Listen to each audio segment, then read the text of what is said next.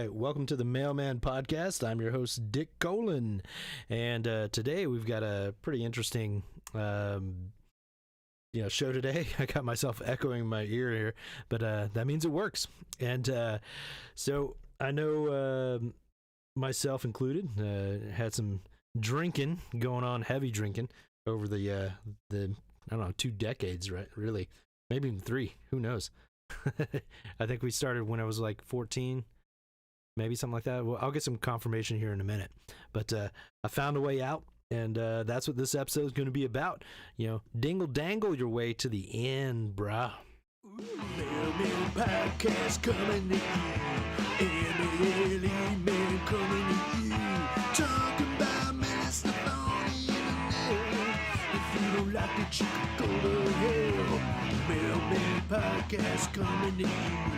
Mailman coming to you. Ooh.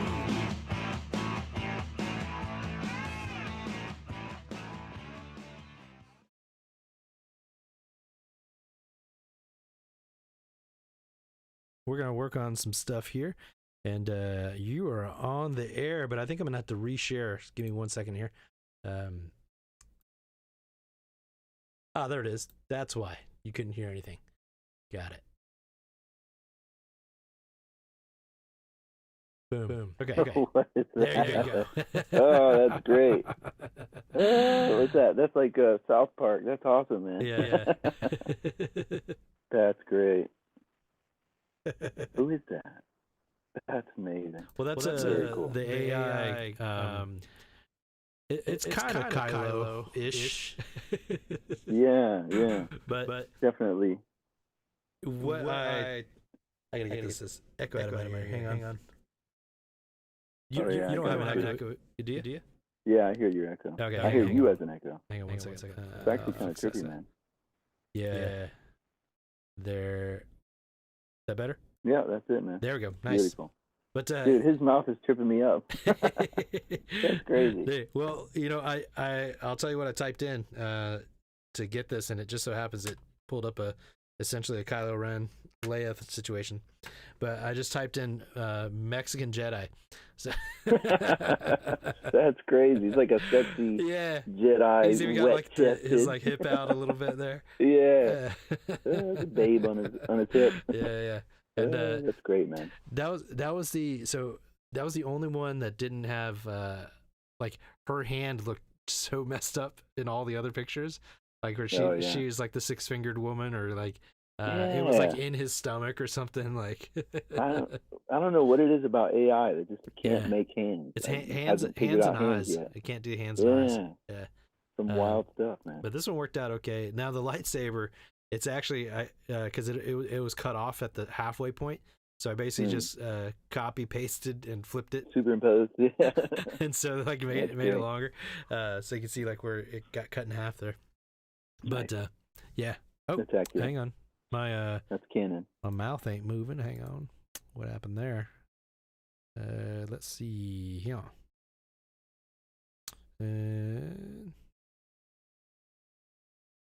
I might have to figure this out. But anyway, so we are going to talk about a bunch of stuff, but we were just talking about movies. And since we got the Star Wars theme here for the thumbnail with the Han Solo, with the girls. Yeah. And, how would you say this Mexican Kylo Ren here? Yeah, I dig it, man. I think that's a show in the making. Yeah. We could totally come up with a new Jedi. Well, so I know you're a huge Star Wars fan. I was gonna do Stormtrooper, but then I was like, I don't know if that's probably copyright problems there. Oh, yeah. So you have Disney knock on your door. Yeah, they don't mess around. Yeah, you give them a check. They want their cut. yeah, and they're gonna get theirs. Disney's like the government. Yep. But so you're which you've seen all the Star Wars stuff. I think is where we landed there. Pretty much all of it. I haven't watched any of the animated stuff. It's just too much, too involved. I've listened to it. I've listened to a lot of commentary just to catch up and know what the pertinent facts before you watch something else. But yeah. I actually just watched Andor not too long ago. Everybody kept telling me, "Oh, you got to watch Andor. You got to watch Andor." Yeah, well, I just what'd you think? And I made the investment. It was excellent, excellent. It was the perfect appetizer to Rogue One, which I am proud to say Rogue One is my favorite movie, Star Wars movie. Now, don't get me wrong, I love the original. Yeah. I personally am a Return of the Jedi is the top for me, honestly. I like Empire. Empire's great. As far as entertainment goes, I think Return of the Jedi for me too. Right, right. But Andor was the perfect appetizer to Rogue One. It was just beautiful, perfect. Yeah. Excellent show, man. Yeah. I can't wait. And now season 2's out, and I'm waiting to watch that because just like we were talking about before, once you watch it, I'm going to binge it. And then that's, oh man, this is over. Now what, So I've been waiting it's like that special thing, that little treat that you don't want to eat just yet. Yeah. It's good. You just kind of hold on to it till that perfect time, Wait, so you haven't seen season 2 though? No, I haven't. I'm waiting. Man. I'm waiting. I'm put Andor as far as definitely this year, or this back half here, or I guess a back half of 24 and this year, it's the top tier for TV shows. It was first season was real good. Second season, I'm gonna say those first 3 episodes, you just got to barrel through those. Just get there. Oh, really? Somebody else clearly wrote half of those at least. You'll notice a significant difference in writing, and you're gonna be like, what the hell is going on here? And and then eventually it gets back to normal. Okay, good. Yeah, it's like those episodes that have nothing to do with the mainstream, main storyline. They just kind of make a weird episode out in the middle of nowhere all of a sudden. Yeah, well, and come back to it. That's essentially what happens, and and it doesn't. You know how Andor has that real serious tone. Yeah, it doesn't have that, and that's why you're like, Tony Gilroy didn't write these. What's it, Jar Jar Binks type comedy? Oh, it's they go way out there. I'll take Jar Jar Binks over this any day. Wow. Yeah. Okay. It's do I real... need to watch it? No, you do, because skip it? The parts that aren't that are important. So the parts that Tony Gilroy clearly wrote are really important in those 3 episodes, but they're unfortunately mixed with this. Somebody had to have their thing in there. Yeah. Okay. Somebody put their dick in the mashed potatoes. That's what happened. Right. Oh, wait, what was that? Waiting? Was that from Waiting? Dick in the mashed potatoes? Yeah, but that was actually from Beastie Boys. Something else? Really? If they're going to be that kind of party, I'm going to stick my dick in the mashed potatoes. What? Yeah, but I think it's from a movie or something. But I just remember from, was it Ill Communication? Something like that, maybe? I don't remember. Yeah. It was like a little clip. Different phase. That phase of my life is blurry. Well, that might be because of the drinking we'll talk about later. Yeah, a little bit of that, a little bit of substance abuse, all that good stuff. Man, so all right, so haven't watched the second season Andor. Definitely got to do that. That's gonna. I think you'll be it's on the list. Pleasantly not surprised, but you'll be happy. I think it's on the list, man. Definitely on the list. Let's see what Ahsoka. That was great. That was awesome. I couldn't do it. That was amazing. It was amazing. You didn't like it? No. It was it just was boring. I don't know. Yeah. Yeah. I think some of the what is it? The way it connected to what has all been created. The way it connected to everything, the nostalgia, and again. That goes back to what I was telling you before about the Marvel movies. I like them all simply for the nostalgia. Is it a good movie? No. I'll admit that. It's not a good movie. Ahsoka, it's good because it plays and brings characters that we know about to the screen and kind of, it's just cool. It's just cool. It's just cool. I can totally see that, but I didn't have all the background connections to it, so I just kind of came in cold. And but totally because I remember watching those even watching that remember that Mario Brothers movie? What with John Leguizamo? It's so bad. It's so bad. But I was so excited as a kid, Yeah, because you're little and you're like, Mario. And then it's like, oh, it's not very good. But they slaughtered it, man. That being said, though, the Ninja Turtles was great. That first one, the first Teenage Mutant Turtles. First movie. That was the first VHS tape I ever owned. Oh dang! Ninja Turtles. I still have that VHS. I got it for Christmas. I don't know where mine. I think mine's still at my parents somewhere. Oh man, that's like I remember we got a VCR and that movie for Christmas. Oh man, that's awesome. This is so cool. What a great movie to have the first one. I watched it so many times. Yeah. Is Secret of the Ooze was cool. You don't like the second one? The second one's good, but the first one is they can't top that. It was Vanilla Ice, man. Oh, yeah. I actually saw Vanilla Ice live in Leesburg Bike Fest. Yeah, the Bike Fest. What was that? But he was at Bike Fest. He sang that song, Go Ninja, or something. Yeah. Yeah. That's like the highlight of his whole show. Yeah, here we go. That's hilarious. Oh man, that's pretty funny. Well, shit, man.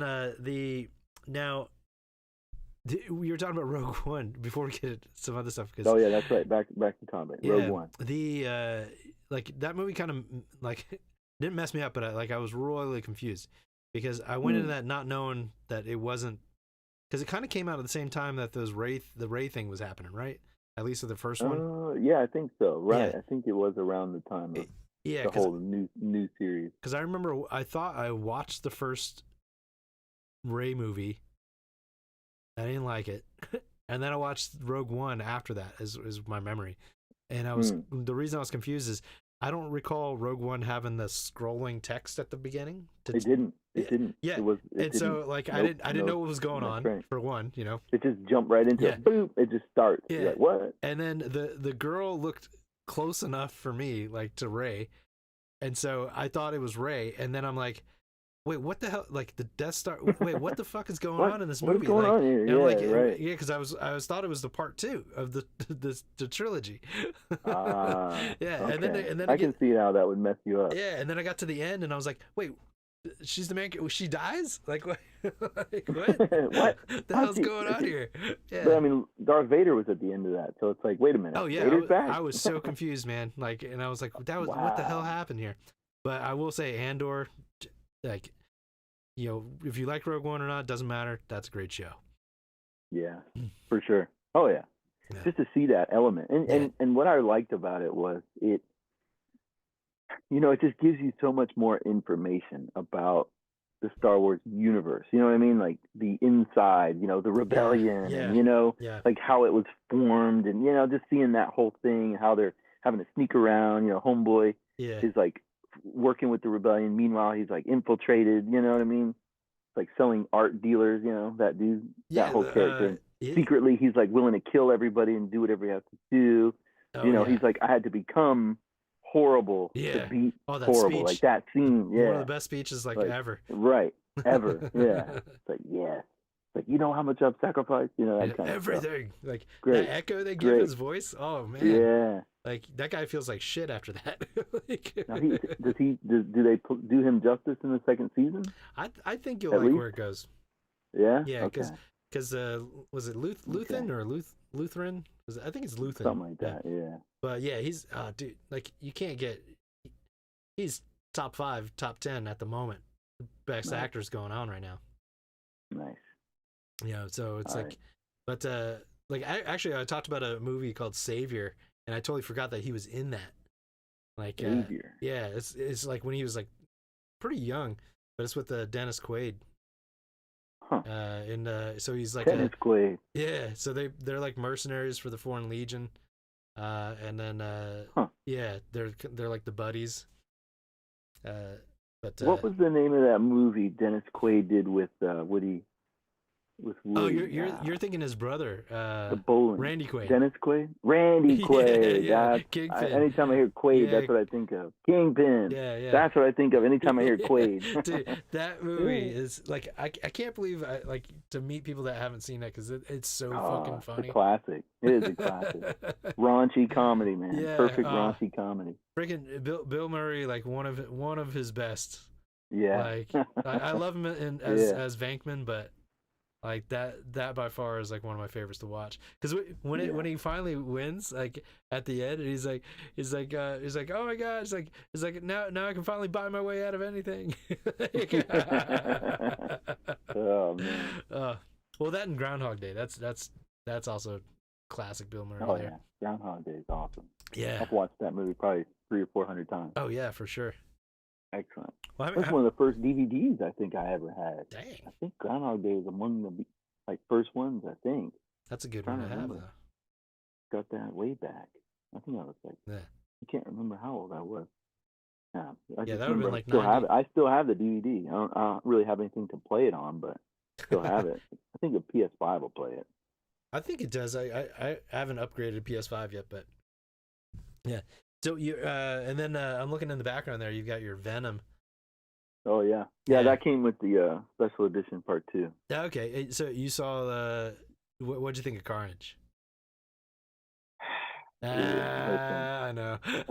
Man, so all right, listen. I'm gonna start by saying this. I enjoy all the movies. Okay, yep. I enjoyed it, but it was just it was trash, man. It was trash. That is not Carnage. Like, they just ruined it. Not at all. Maximum Carnage was the first comic book series that I followed and went to the comic shop to get the new comic. Like my cousin, this is sometime in the 90s. My cousin came to visit from Boston, and he brought one of the comics with him. Yeah. So I said, "Oh, you haven't heard of Maximum Carnage?" So he let me read them. Man. I think it was maybe 2 or 3 into the series. I'm like, I gotta finish this. Oh yeah. It was like the best, my favorite all-time comic book series ever. Like amazing. And then you get this trash. Yeah, I know. What? Well, it's like, what? It's not just the trash. artwork was good. The writing was good too. Like it was just superb storytelling. Just from all angles, and Venom and Spider-Man team up to defeat Carnage.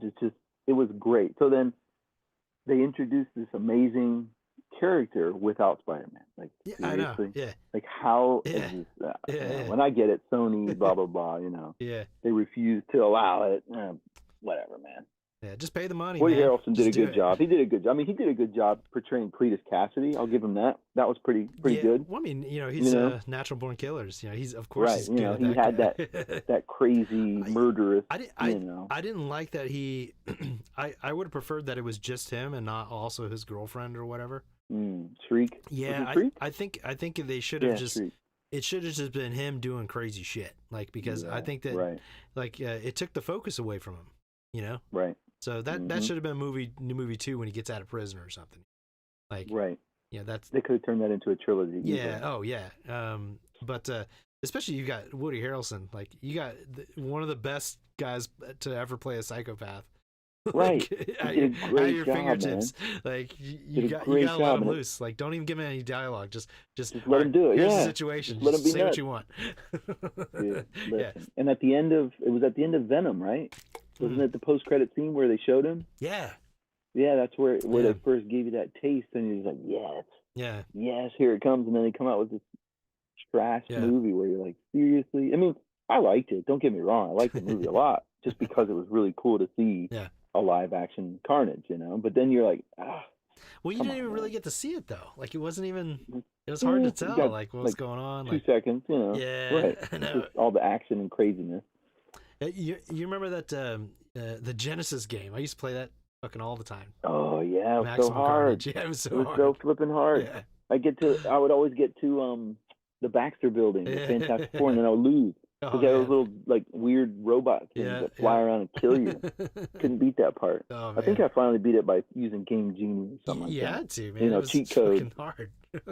Cheat codes or something. Now you can use an emulator and just watch a speed run. These dudes are exploiting all the flipping, all the errors and coding issues. Yeah. That was a great game. I've still got I don't remember I don't know what issue it was, but Venom, the one that had his mask was on the front really big, and it glowed in the dark. Oh yeah. I have that one somewhere. Yeah, I've got that somewhere. So. Yeah, I've got that comic.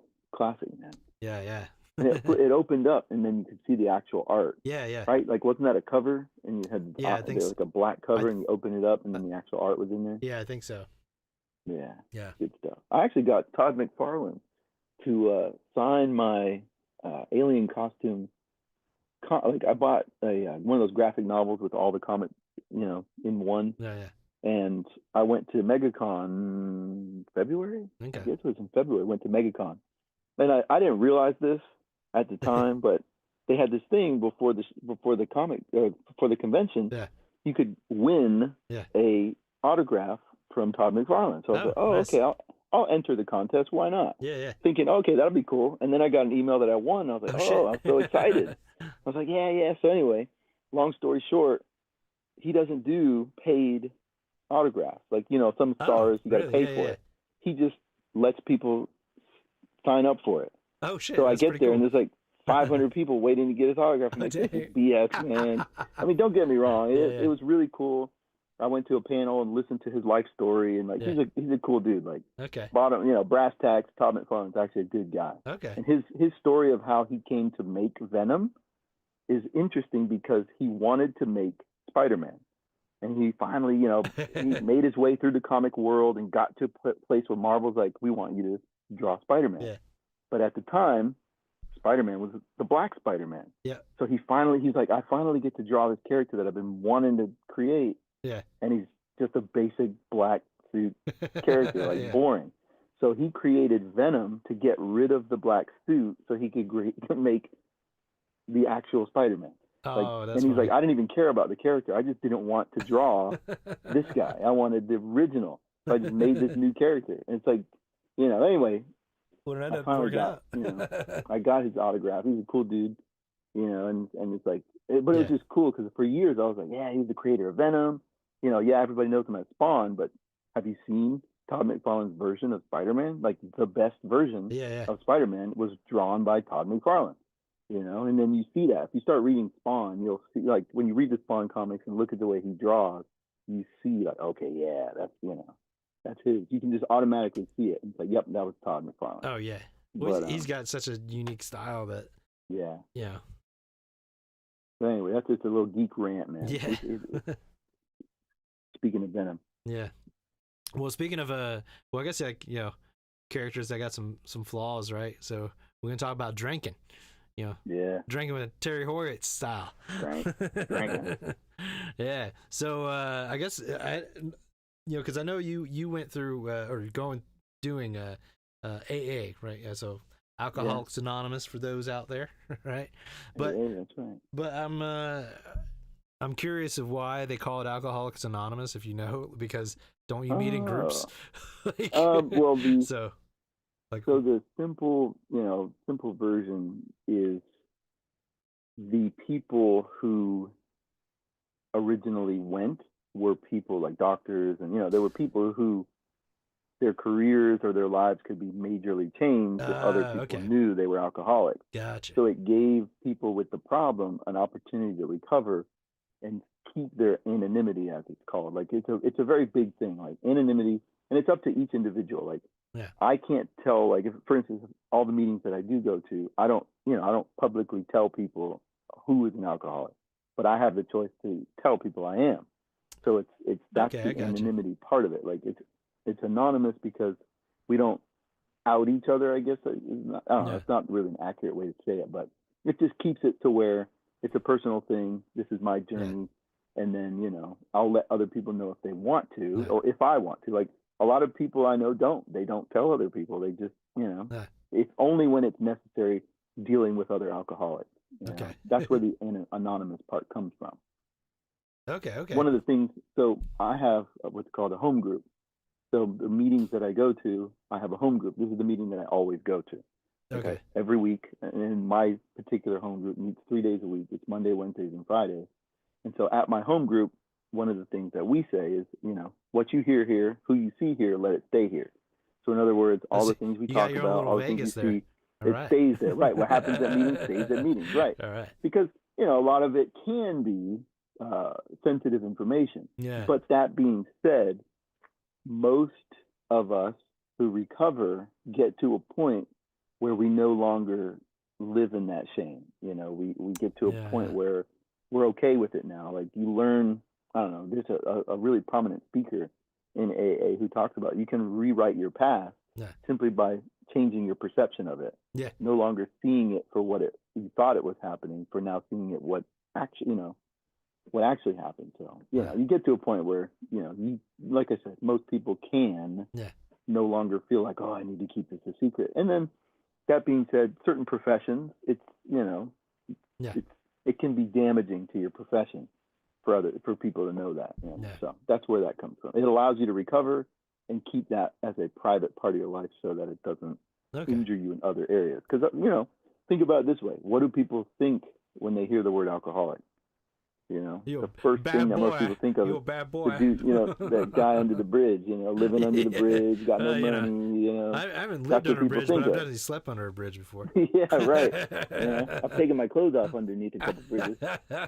Oh, yeah, we'll talk about that for a show. Yeah, we'll get to that. A little dingle dangling. So yeah, that's the long, simple version. Yeah. But so okay, so it still has that anonymous thing with it, which is why they're keeping the name there. You know, and it's so if somebody were to go to AA, that, like, you know, obviously it's going to be uncomfortable, but the uncomfortable is coming from the person going, not from the group that you're going to. So, yeah, okay, big time. All right, well, that's good to hear.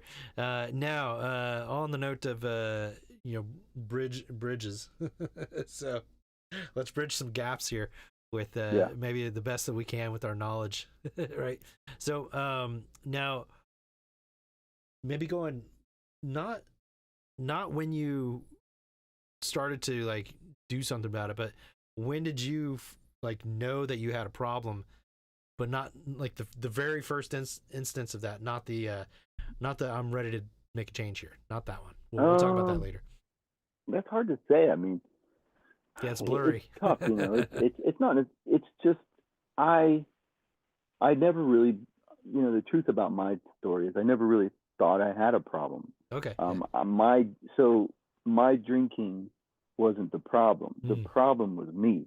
I was the problem. Okay. So I know people in my life today who drink 20 times more than I ever drank, but they don't have a problem with it. You know, there's a difference between how much and what happens when. Gotcha. My thinking, every time I would drink, something changed inside of me. And that is the key difference that you know, and it's denial. I was in denial. And truth be told, I don't think I thought I had a problem, but when my first marriage came to an end, that's when at least I was willing to start looking for the problem. And it wasn't till I actually went to a marriage counselor that my ex-wife, you know, she showed up to the first session and then she didn't come back.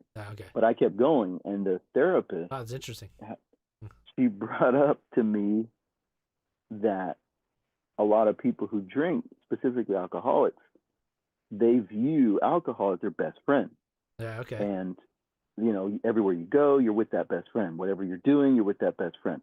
You know, so that it becomes a relationship that you have with this stuff. And when she said that to me, it really clicked. You know, it opened up my willingness to see that I had a problem, not because I drank too much, because again, man, I was a weekend drinker.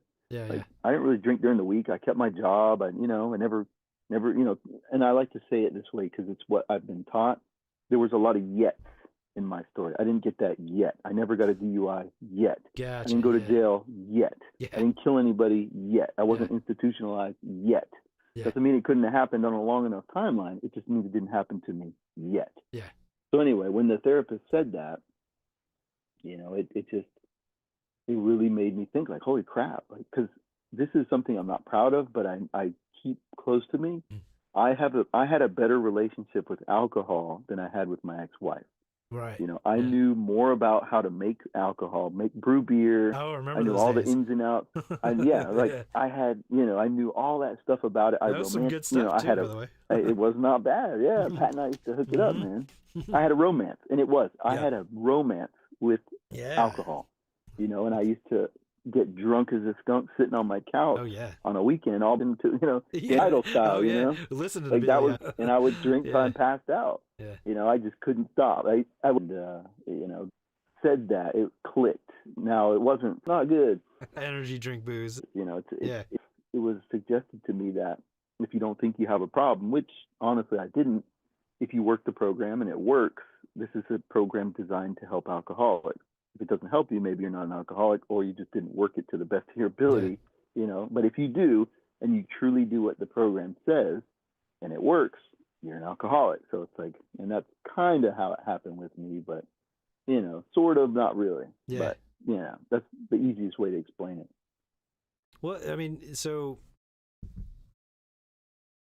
like when you get to, or when you got to, maybe let's wind the clock back, right? Like, so yeah, it's always good to reflect on like not necessarily where the we'll come up to where the transition happened, and the 4 months after you got the epiphany, or the whatever, universe slapped you in the face kind of situation there.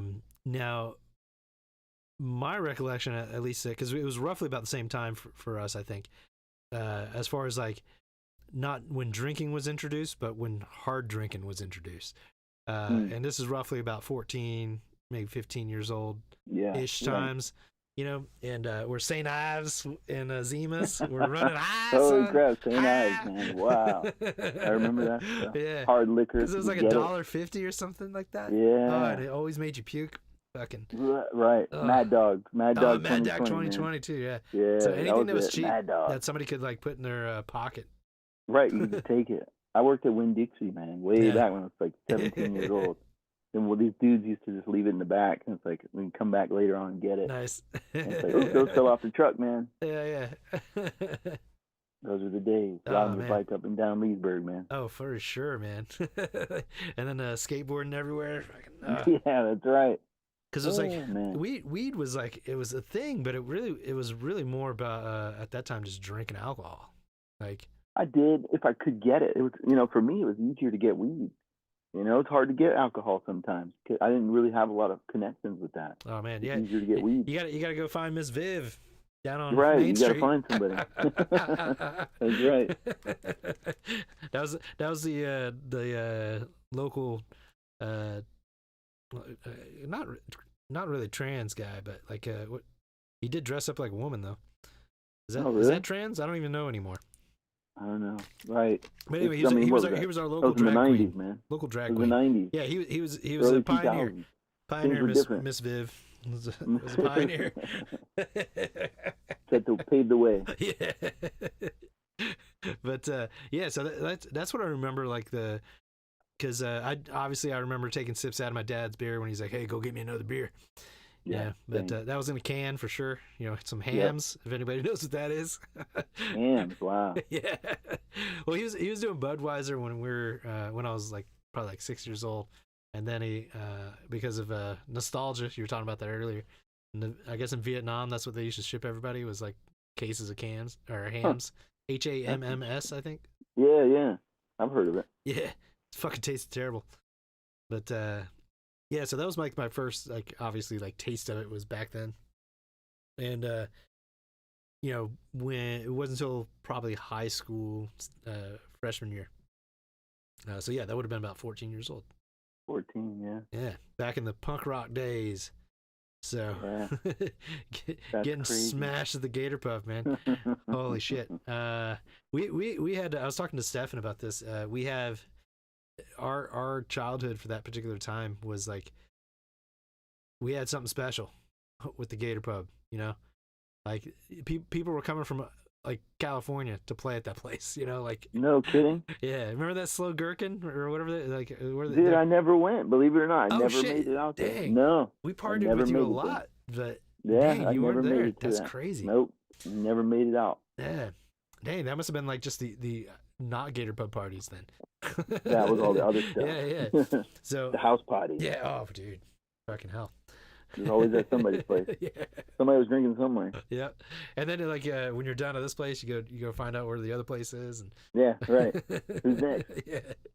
Man, and this is like teenagers driving around too. Like what fucking chaos.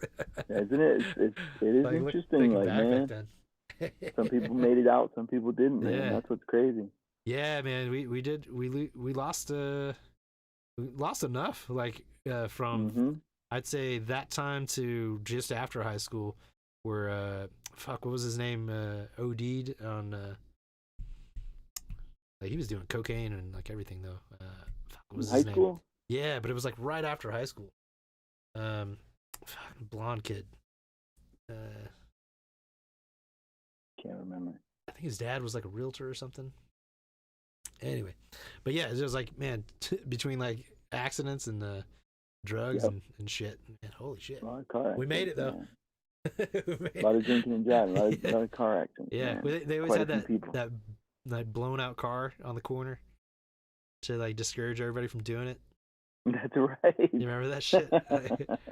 I think they still do that. Do they? They still put the car that's like been beat up and like rolled over 3 or 4 times, strap it to the back of a trailer, and put like drinking and driving. Y'all got that car from the junkyard.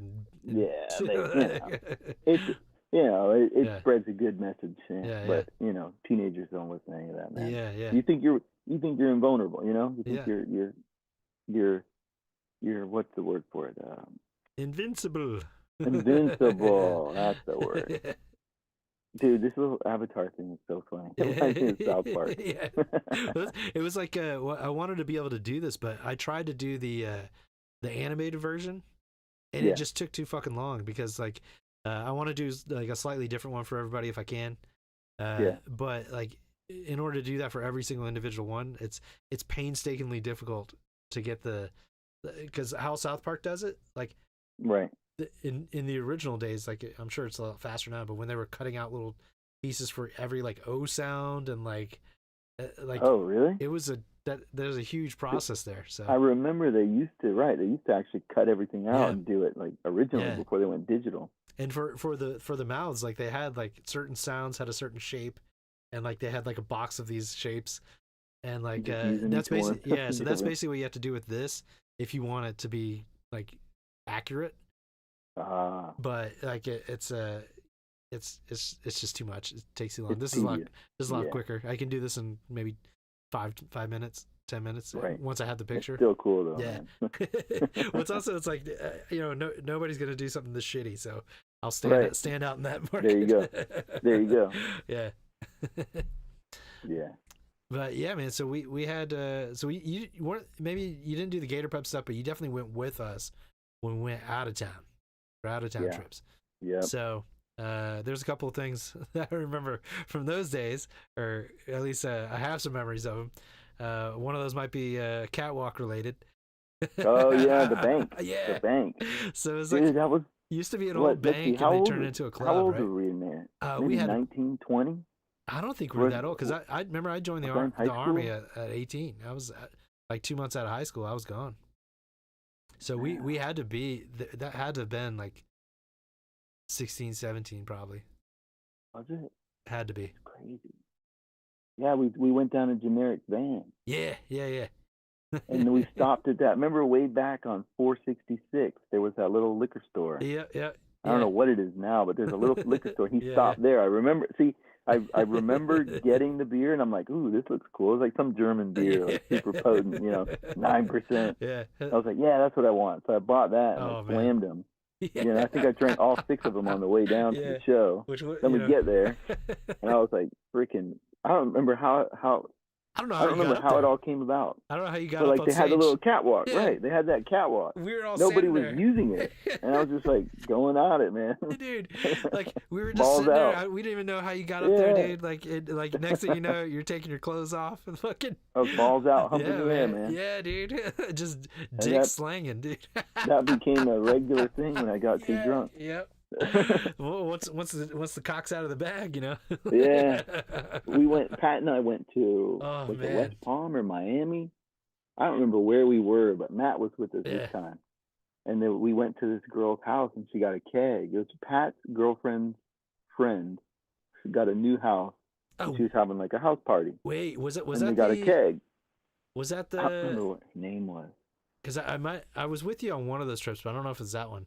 No, not on this one. This one was with Matt because we've been drinking out of this keg all day long, and I was pretty wasted.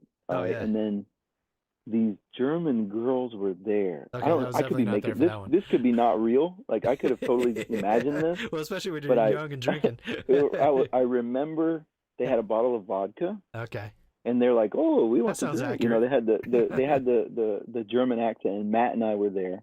I was like, yeah, let's do it. And I was like, I can't drink straight vodka. I'm already messed up.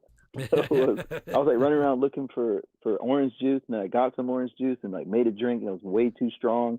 And just that was it. I remember those girls. I remember the orange juice.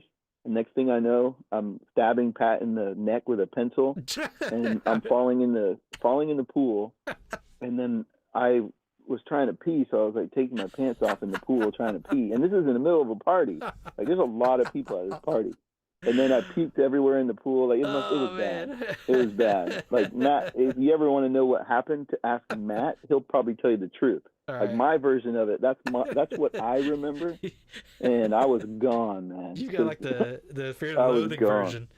Yeah, but Matt just talks about me floating around the pool with my pants off, trying to pee, grabbing my junk, and the pool was full of puke. And like, so the worst part is her mom comes over the next day wanting to go swimming, and here's the pool like full of puke, you know. And that was pretty much that is pretty much what would happen if every time I went out drinking. You know, every time I went out and started drinking, something like that would occur. It's just a miracle. Nothing like I didn't kill anybody. But anyway, I never really drink and drive. Because you're incapacitated, or I couldn't. You're trying to find a place to pee. That's what. You're just trying to die. Like I'm gonna go over here and die now. But like I remember that because I went to give Pat a hug, and somehow I had a pencil in my hand. I think I was trying to get a girl's phone number. So I had a pencil in my hand, and I was like, I saw Pat, and I'm like, give me a hug, you know, give me some love. And I like stabbed him in the neck with the pencil. And then I think from there I fell in the pool, and I was like, I gotta go pee. It was so bad. Do you know if you thought about I gotta pee before you got in the pool or after you got... I don't remember. I have no clue. I just remember being in the pool trying to pee. Oh shit! And I had my pants off. I was wearing blue Dickies. I'll never forget. They were navy blue Dickies. Dang, you remember that? To this day. I remember what I had on. Other than that, I don't remember. And Matt had his little, remember that little Mustang? He had the red one? Oh, yeah. The red Mustang. This was before he went into the army. That was the boss, right? Like No. The boss is way later. Yeah, this was later. I must have been 19 years old. Yeah. I had to have been, because Pat, I think we were still in high school. Because I'm pretty sure, because I went down at one time to when Pat's girlfriend's house or something like that into Miami. So it had to have been high school. Is that when we stayed in the little Roach Motel in Cracktown? No, that was different. That was another time. I think that was Daytona. That was the other time. But there was one time that I went down there with y'all in Miami, and I've got a picture of the sign. So I woke up in a little tiny room in one of those houses, like might have been his girlfriend's house, or I don't remember the German chick, so I don't think I was there at that time. Yeah, that was a different. So yeah, and I definitely don't remember you puking in the pools, but I remember the story. I'm trying to remember. Yeah. I do know you came with us one time. That's right, because we went to visit her a few times. Yeah. And so early on, and you went one of those times. Didn't Ryan go too? I think that was the time that Ryan. Yeah, I think that was the time that I went. Was it Ben? No, I think it was Ryan. Ryan, okay, yeah. You went because right. And Ryan was old enough to buy his booze. Yeah. He was old enough to buy his booze. That's what it. Yeah, okay, I remember. Well, wow. The only thing I remember was I remember it looking like a house you would expect in Miami with that kind of texture, like that. Yeah. Not quite brown, but like whatever that color is. And then I don't remember anything else except for waking up in the morning and. On the floor of the room that I was sleeping in, I guess like they were doing something before that, and I just didn't notice because I was hammered. And there's all these like feminist rally signs everywhere. What? like unfinished. And I'm like, what the fuck happened last night? So that's my theory. I could have stole those signs from somewhere. Well, no, because her mom must have been friend. I think she was somewhat of an activist. Okay, if I remember. Now listen. That's better. My recollection of these trips is very vague. Because as you know, most of it was as soon as we get there, we start drinking, and we don't stop drinking until we leave. Oh, before we got there. Like it just kind of come to, right? You kind of come to here and there, and have these like weird things. Wow, man. Yeah, I've got a picture of. I want to say it's in a box here with me here. Like I'm gonna have to take a look. If I can find it, I'll show you a picture. Yeah, of the sign, the feminist sign. Yeah, no way. That was with the old Kodak roll fucking camera. Yeah, the real deal. I had one of those with me. That's but I think that's the only picture I have of that roll. Was that it was just this like neon feminist rally sign. You know, I had a barricade. Remember we took that barricade? Oh yeah, one of those shows we went to, Bob's Barricade. I carried that thing around with me for probably 10 years after that. I just brought it from place to place. I was like, this is my barricade. We took my parents' van, remember? Yeah. We took my parents. It was a show. That was just going to a show somewhere. But we were pretty wasted then. Yeah. Crazy, man. I think Generic drove then too. Oh yeah. Or maybe not, dude. I don't even remember. Yeah. Well, I mean, you know, somebody, whoever was driving was drinking, of course. Like, yeah, I'm pretty sure we didn't have anybody sober. For sure. And then I still have the skateboards, bicycles prohibited sign. No way. Yeah, you remember that? I still got that. That's crazy. Yeah. But shit, man. Yeah, so that was quite the beginning. It's a miracle. Yeah. Yeah. I mean, you know, it's looking back that it's kind of ridiculous, but yeah, it's funny. It's funny. It's funny, right? Yeah. Yeah. Had to happen. Yeah. And you know, it definitely got us places, as the thumbnail suggests, right? The alcohol certainly got us to different places. Definitely got us some poontang for show. Yeah. Definitely. I certainly woke up with a condom. You're like, how'd this happen? Yeah, I'm like, well, it's still on there, so it happened somewhere. And then I just ripped it off and threw it in the toilet. I was like, never think twice. Yeah. Yeah, I was in. We went. I don't remember where the fuck we went, but I do remember being in the bathroom, like, holy shit, what the hell's going on here? And like just ripped it off and threw it. Like, I was thinking of the movie Beer Fest. You know, he's like, sloppy pickle. Yeah, that's sloppy pickle. That's just, I always think of that. Like, oh shit, how many times did that happen? Oh, dude, who knows? Like, right. I'm always wondering if I got kids out there. Wow. Yeah. I know I got one for sure. Yeah. It looks like a bright, healthy boy. Yeah. Yeah. Well, congratulations on successfully getting them to the ripe old getting him through adult it. age. Yep. Getting him through it. That's it. Yeah. On his own now. Yeah. Like, get the fuck out. Get out. No. They're paying. Yeah. They actually went to a movie. They're going to see, I don't know, some movie. I don't know what. Okay. It's not a Marvel movie. Doesn't matter. No. We already watched Fantastic Four. Okay. We already saw that. That was opening day. Well, so let's fast forward a little bit, and so when you get into, so that's like teenage drinking, you know, that's right. Yeah, we do that stuff, and then when it gets into like, because I got into like army drinking, and it was like, you know, there's a lot. I remember I had went on vacation for a little bit and came back to Germany, and like my buddy like knew that I was like getting in at that time, and I had just walked in the door like from the airport, and like, you know, just set my bags down, and I hear this knock on the door, and you know, I open it up, and he's got this fucking humongous Heineken beer bottle. Like, I'm talking like you know how you have those big sake bottles like for like hurricane times. This is like 4 times the size of that thing. It was like probably like 3 feet tall, this thing, and he's just holding this. He's like, take a swig, bro, and I'm like, holy shit. And you know, so that's the army days of drinking. Like, here we go. Yeah. And then I remember coming back for like, I can't remember, we went to Jenny's house for a party. Jenny, wow. And and I remember drinking so fucking hard, and then, you know, everybody's starting to pass out, and then I plateaued, and I got to the point where I was like, I don't feel drunk at all. Like, well, now I gotta go get everybody else's booze again. I'm so drunk. So, I'm not drunk. Yeah. And then, like, I started drinking like even more. And this is like I had already been like probably like a case in, and then I was already probably like 2 or 3 into another case, and then I was like, well, shit, I'm just gonna keep going. Like, so I think that was probably like my first kind of inkling of like, say, oh, I'm pretty good at this.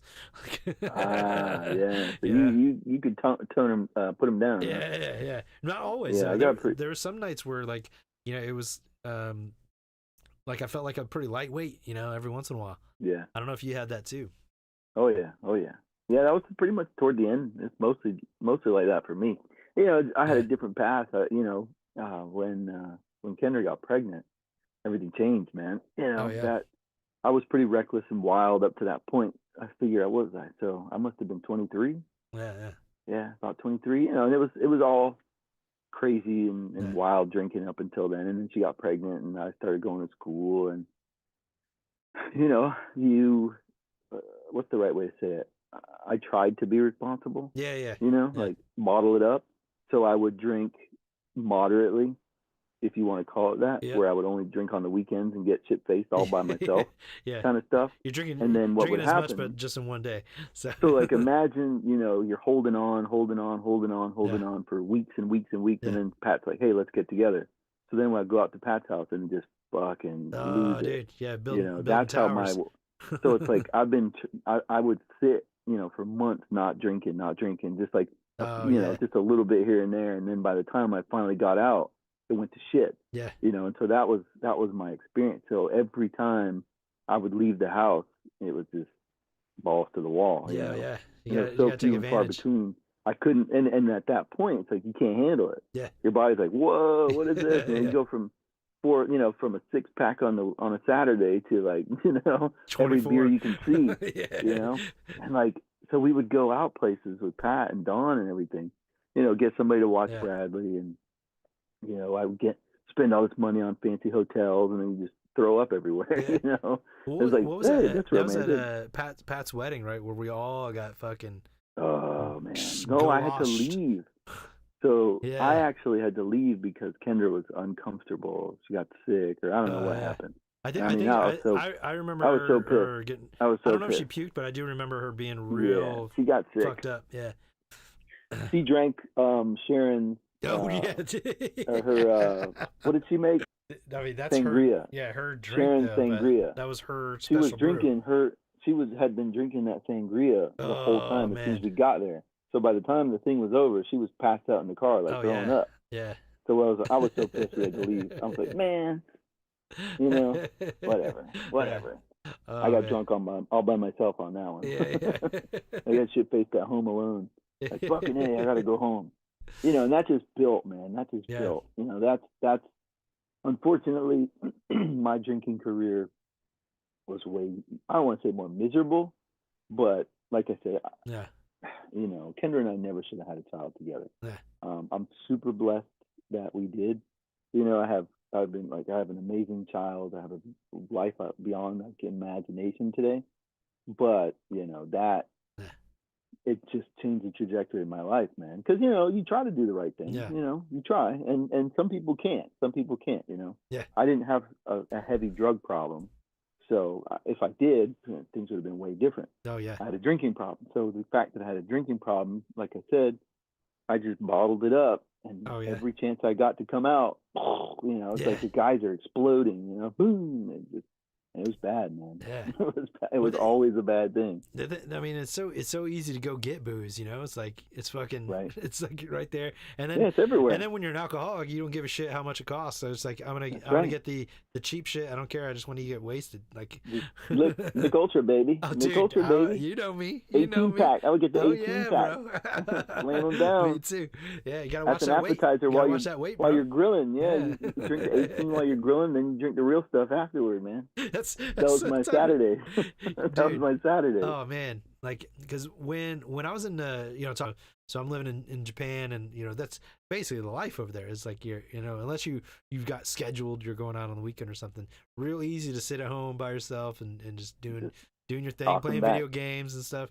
I'd walk around because in Japan you ain't got to worry about stuff. So I would get these little like 200 milliliter whiskey bottles, because every convenience store you can just convenience store hop. So it's like bar hopping, but convenience store hopping. So I'd get a bottle and then I'd drink that to the next convenience store and then get another one. So by the end of the night, I've walked my round and then I'm back into my apartment. I'm probably like 3 of those in, and I'm on my 4th one when I get to the apartment. So what is that like? Right. Like getting close to it. It's 800 milliliters. So the thing, like you can, I don't know, maybe you can't, but I always felt like I could drink more. Like it was just, just kept going because I'm just sitting there thinking and like letting it out. Yeah. Yeah. Well, I'm like looking at the stars because you could actually see them where I was, and I was just like, man, it's like so beautiful out there. And then you know if you got shit going on in your life too, that was probably my biggest problem. Is going through the divorce, going through I'm going through the divorce, but I'm also in a place where it's like all my friends are back home, and COVID hits, it's like so it's like I don't have that interaction. I burned all my bridges back home essentially, around that time as well. So like we weren't talking, like none of us were. Y'all were talking to each other, but like I was kind of like out of the loop at that time. So like there's just a lot of stuff going on, and so you find yourself just drinking heavily. Perfect and fuel. Your best friend, as you're perfect. talking about, and man. So I remember like I would walk like the city's probably like a good 4-hour walk, and I would purposely like go to the city and like miss the last train so I could convenience store hop, walk back all the way back home. And this is like after like heavy drinking, like out with the Brazilian friends who Jesus Christ, like like they drink hard, man. But it was kind of interesting that we didn't have. We're going to talk about AA a little bit more than this thing, but like I went through probably like 5 or 6 times of trying to quit, and then finally you got it right, I guess. Right. So but for you, so you're getting into like, all right, so so you had the lady and you said like about 4 months after that was when you were after the the marriage counselor that only you were going to. Right. Yeah. So wait, so did she say anything about that? Is like the fact that your wife just like I'm done with this? Like no, like we never truly addressed that. Okay. But what happened was the first session, Kendra brought up alcohol. Okay. And once the counselor got a hold of the information of alcoholic, that became the focal point. No longer, like she was no longer interested in anything to do with our marriage. She was only interested in me being an alcoholic. Because I mean, and again, I'm the one who set all that up. Kendra made up her mind, and I, I have no ill feelings at all anymore about it. It was necessary. Yeah. So she never really intended to fix the problem anyway. She was checked out. So I was trying to hold on to something that wasn't even there. Yeah. And so she went to the first session. The counselor found out about alcohol, and that was all she wanted to talk about. So I kept going it's probably about 3 months. Yeah, I kept going every week. I went every week for about 3 months. And we just talked about it. We would go over, how you doing? What's going on? She told me about AA immediately, and she talked about it. And I had no interest in going. I had no interest in not drinking or, I didn't think I had a problem. So we just kept going. And finally, the last session, I convinced Kendra to go. And she did go to the last session. And, I don't want to speak on her business or her stuff, so I won't get into all that. But basically, the final session went really poorly. I tried to, point the finger at her for what she'd been doing. And instead, she said some expletives toward me. And we went over our time. Like, it was a 1-hour session. Yeah. And so we went over our time, like, by now, like 30 minutes or something like that. But the counselor got pissed off basically because basically what happened was I was yelling at her, she was yelling at me, and the counselor's just sitting there like, what the F? So finally she's like, you guys need to leave. Like, you need to leave. Like, get out of here. Like, this, I don't want you to. She didn't say you can't come back, but she said don't come back.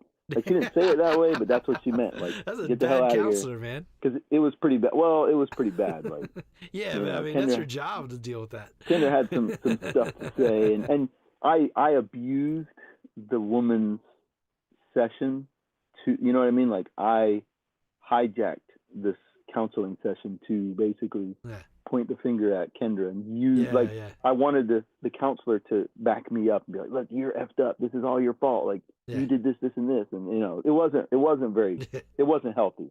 Yeah. And I think she knew it wasn't healthy. Yeah. I mean, I'm sure I could have kept going back. Like, I don't think, but at this point, because of what was happening that day, she's like, you need to leave. Like, get the hell out of here. Like, and Kendra was saying some pretty foul stuff toward me, things that I'm sure the counselor's like, I should probably report this, like, these are not healthy things to say to somebody else. But anyway, so I left that session. And I was empty, man. Like, for the first time in my life, after everything had happened and not drinking, going insane, like literally going insane from not drinking, I came to a point where I was like, holy crap, I have a problem. I have a real problem. And I knew what AA was. I had a meeting guide. It was a Friday night, and there was a meeting at this time back in 2012 at a detox center here in Leesburg. It's a live stream. It's a detox center. So I go over to this meeting, and I'm sitting outside. The meeting starts at 8:30. Wait, I'm sitting out there. You said it was at live streams? Yeah, it was at live stream. It was a detox. It was a detox meeting. Yeah, what a way to make your way back there, huh? Listen, man, it was wild. Man. It was wild. So for people that don't know, that live stream was like where all the bad kids went during when they're in school, and we certainly I actually didn't get there, but our friends have certainly made it their way to live streams. They had a rehab. It's a rehab center, a detox center. It's mental institution. They do it all there, like behavioral issues, So anyway, and they held this AA meeting on Friday night. It was called the Friday Night Detox. So it was inside of a detox meeting. So there are people who are detoxing from hard drugs and alcohol. So you had that. You ever suck a man's dick for weed? Listen, dude. I mean, that's kind of cliche. It wasn't quite like that, but it changed everything in my life, man. It opened up a door to where I finally felt part of something. Like, it really, and I mean, everybody has their own experience. People are going to get what they put in. And my grandfather, one of the things he wrote in my yearbook when I graduated was, no matter what you do, if you give it 100%, you're going to succeed. Yeah. He's like, you're going to, and it, that thing, that quote or whatever he said to me or wrote in my yearbooks has always stayed with me. So I go to AA, and again, I didn't show up there because I wanted to stop drinking. I just didn't want to feel what I was feeling. Like, I didn't want to feel that feeling anymore. So I was like, all right, let me give this a try. So I go over there, and that changed. It didn't change everything right away. Yeah. But sometimes that 100% is bigger for some things. Right. And the funny story is, so before I go into this meeting, I'm sitting outside in my truck. I had a little Ford Ranger at the time. I remember that. Fucking Ford Ranger. I basically had the same truck, but I got the B3000. Yeah. So I was sitting outside live stream watching people go in, like most newcomers do. Yep. I'm watching everybody go in. This dude shows up on this big old motorcycle, big dude, wearing all black, looking tough as fuck. I'm like, damn, I can't go in this place. Like, shit, I'm gonna get beat up in there. I'm like, oh, what did I do? What did I get into? So 8:27 rolls around. I'm like, all right, let me get in there. It's 8:27. Let me get in there. So I go in there. What time does it start? 8:30. Okay. You got to go into live stream, and they got to let you back there. You got to go into the institution, and then they let you into the back. So it was pretty. Like, it's in a freaking detox. So to go in there, it's in the cafeteria, and for lack of a better thing, I don't remember what was said, but they're like, keep coming back. One of the mottos is keep coming back. Keep coming back, man. And the biker dude is one of the nicest guys I've ever met. Dang. Super nice, super gentle dude. Like, not tough, not gruff. He looked tough, but just abolished that part of me that's so judgmental and all that mess. And one of the coolest things I'll say, about AA is I have been able to befriend a lot of people that I never would talk to in my normal life. Like, I have met people of all walks of life, like men who are from way different cultures and careers. And again, these are people I never would talk to outside of AA. And I've made friends with them, and like the camaraderie and the community and the fellowship, it really changed, man. It opened up I was going to the counselor. She told me about the program and the steps. And so I, on my own, during a period of trying not to drink, tried to say I worked the steps all by myself. And that's not a good idea, for me, it wasn't a good idea. Like, that's dangerous. I had to have somebody help me go through that, Right. I was in denial. Actually, it's not, like, I got on this track of like, when I'm drinking, you're dealing with a whole different person. Whole different person. Like yeah. That's definitely not me, because I don't feel like that that is not person. Richard. Yeah, that's Ricardo. Yeah. That's the guy on the screen that's here. Right. Yeah. That's Francois. Yeah. That's not Francis. That's Francois. Well, one of the things that I would notice is, like, when I would go to the therapist, like, because I tried that too, when we were doing the divorce thing, and but that was like one-on-one though. Like, it wasn't like couples counseling. It was like, obviously, I'm getting put on, like, you've got a problem, and I'm like, okay, well, maybe I do. Let me show you that I'm willing to try to fix this. So I go to the counselor, and I just can't tell the truth to a counselor. Mm-hmm. Like, that's where I was at that point. Maybe I can now. I haven't done it recently, but at the time, like, it was just like I felt like I just wanted to get the hell out of there, Right. And I was just like, it's like, oh no, it's been going real great, like, and like you start doing that I was stuff, the same way, dude. Mm-hmm. Yeah, and I just couldn't find the value in it because I couldn't. Couldn't be honest. Yeah. Yep. And totally. Later, when I started going down because I didn't do the AA route where I had like the group, and that sounds great. I kind of feel like maybe I missed out on that, but like I went down the solo path where it's like, all right, I know that there's some things I got to work on. I got to figure out what they are, and then I was able to be honest with myself, but I wasn't able to be honest with somebody else. So that's kind of when I wanted to talk to you, because like it seems like with AA, you do need to be able to be honest with other people. Absolutely. So absolutely, which is strange to me, because I can do that now that I'm not drinking, but when I was drinking, it was impossible. Like, I was lying. I was lying about everything. So yeah. So how you went to Burger King and I went to McDonald's, exactly. just to tell a lie. It felt good. good. Yeah. And I only got one burger. Yep, exactly, man. Yeah. Well, so like going to AA for the first time, you got that weird feeling in there. Like, how does it start? Like, what is somebody going to expect when they do walk in that door? It depends. It's hard to say, because I can only speak for me. Yeah. It all depends on where a person is. We call it a program of attraction, not promotion. That's people good. Are attracted to it because it works. And one of the big important things about AA is there are traditions, and it's really important to maintain the sanctity of the program.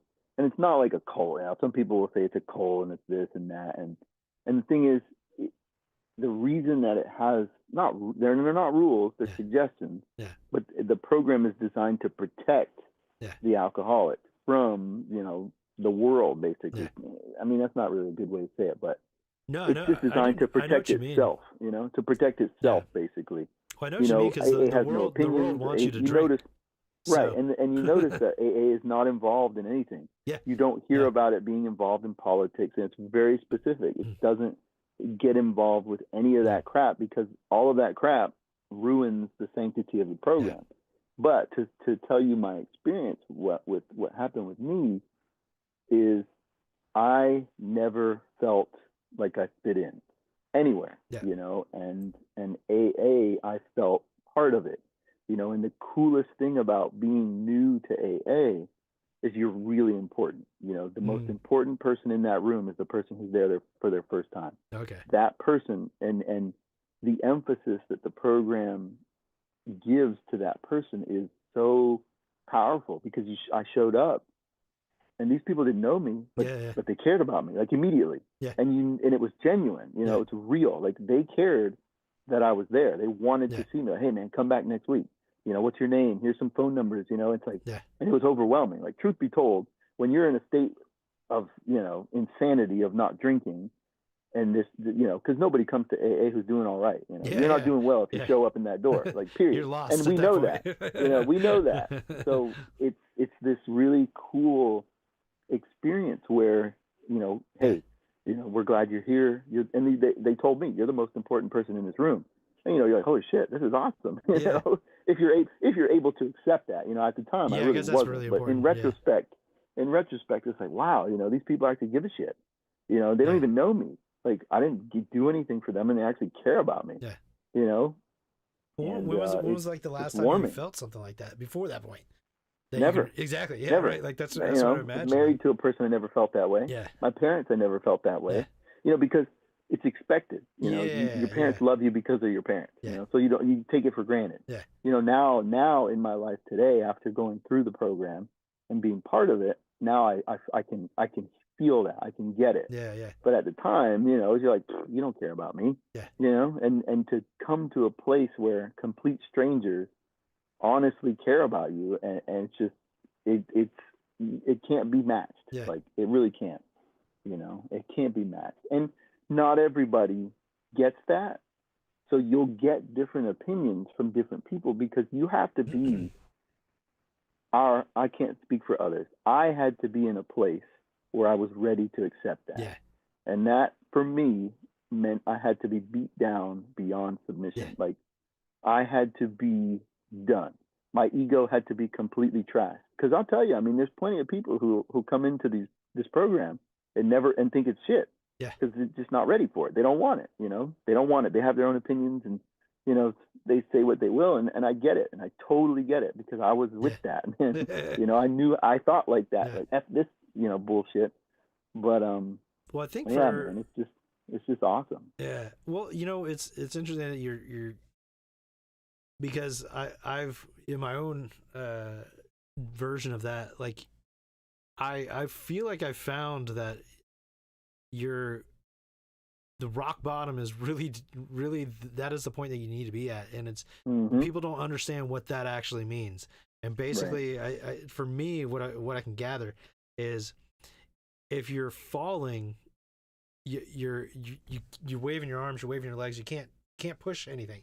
Like, there's nothing to grab, there's nothing to hit, there's not, like, you're in free fall. But if you've actually hit rock bottom, like, there's nowhere else to go, and it's like, well, that's the good thing, because now you can stand up. That's right. Because you have a ground underneath your feet at this point, and it's like, and I think that's really, like, why like, that kind of thing doesn't work for people. It's like, you really do have to be ready, and the only way for you to be ready is for you to not be able to fall anymore, so you can stand up and, like, okay, well, since I can't go any further down, like, I might as well try this. Yeah. And I feel like that's where you probably were. It's like, and it might not have been the first time around, but something in you said that this was enough. Because you hadn't felt that before. I can imagine that's probably the catalyst to, like, bring you back the second time, and it's compounding interest. You just you getting more love, and it's like, oh, well, this is fantastic. Is you ready to take it? Yeah. And so it's interesting that you also say, like they have that concept that you're the most important person in the room, like the new guy, right? And like even though I did, like, a solo kind of version of this, like, it's the same thing. Like, I had to, like, when it finally came to the time where I'm like, I've hit as low as I can go, like, okay, well, at least I can stand up, which is where I got from, like, doing jiu-jitsu. It's like, that's one of the things, like, just stand up, like, and it's like, they're fucking right. Like, it's like, I need to just stand up and see what I can do here. And it really was a matter of that, and then in combination with, I need to make myself the most important thing right now. And I was kind of in this not woe is me, but, like, why doesn't anybody want to talk? And, like, it's I'm making everybody else important, and it's like, well, no, I need to fix myself first, and then you're right. Maybe, if I'm capable, which is kind of where this podcast came from is, like, I can't do much because I'm still paying off my bills. I've got a bunch of stuff going on, but I can do this. This is free. Like, it took time and effort to put things together, but it's something that I know about, and I've lived these experiences, so I can be honest and truthful about that, which is totally different. Like I was mentioning, I couldn't be honest with other people before, but I can do it on here. Like, now that I'm sobered up, not drinking. But I had to make myself the priority here. And it's like, so on the podcast, I don't research topics to talk about. It's like, I'm just like, you know what? I'm going to talk about that. And it's like, it's stuff that I want to talk about, and which means I'm going to be a little more genuine about it. And so that kind of pulls me back to this AA thing. Like, now when you have that kind of support system, like, what does that free you up? How freeing is that? What changes in you does that create by because I had to do this internally what does that do for you when it's coming from external? Does that make sense? Mostly accountability. Okay. You know, that's a huge thing. You're accountable to people, you know. Oh, okay. Not you, I should say I was accountable. Because again, everybody's experience is different. Mm-hmm. Now, it's the same. We all walk the same path, but obviously it's a way different experience.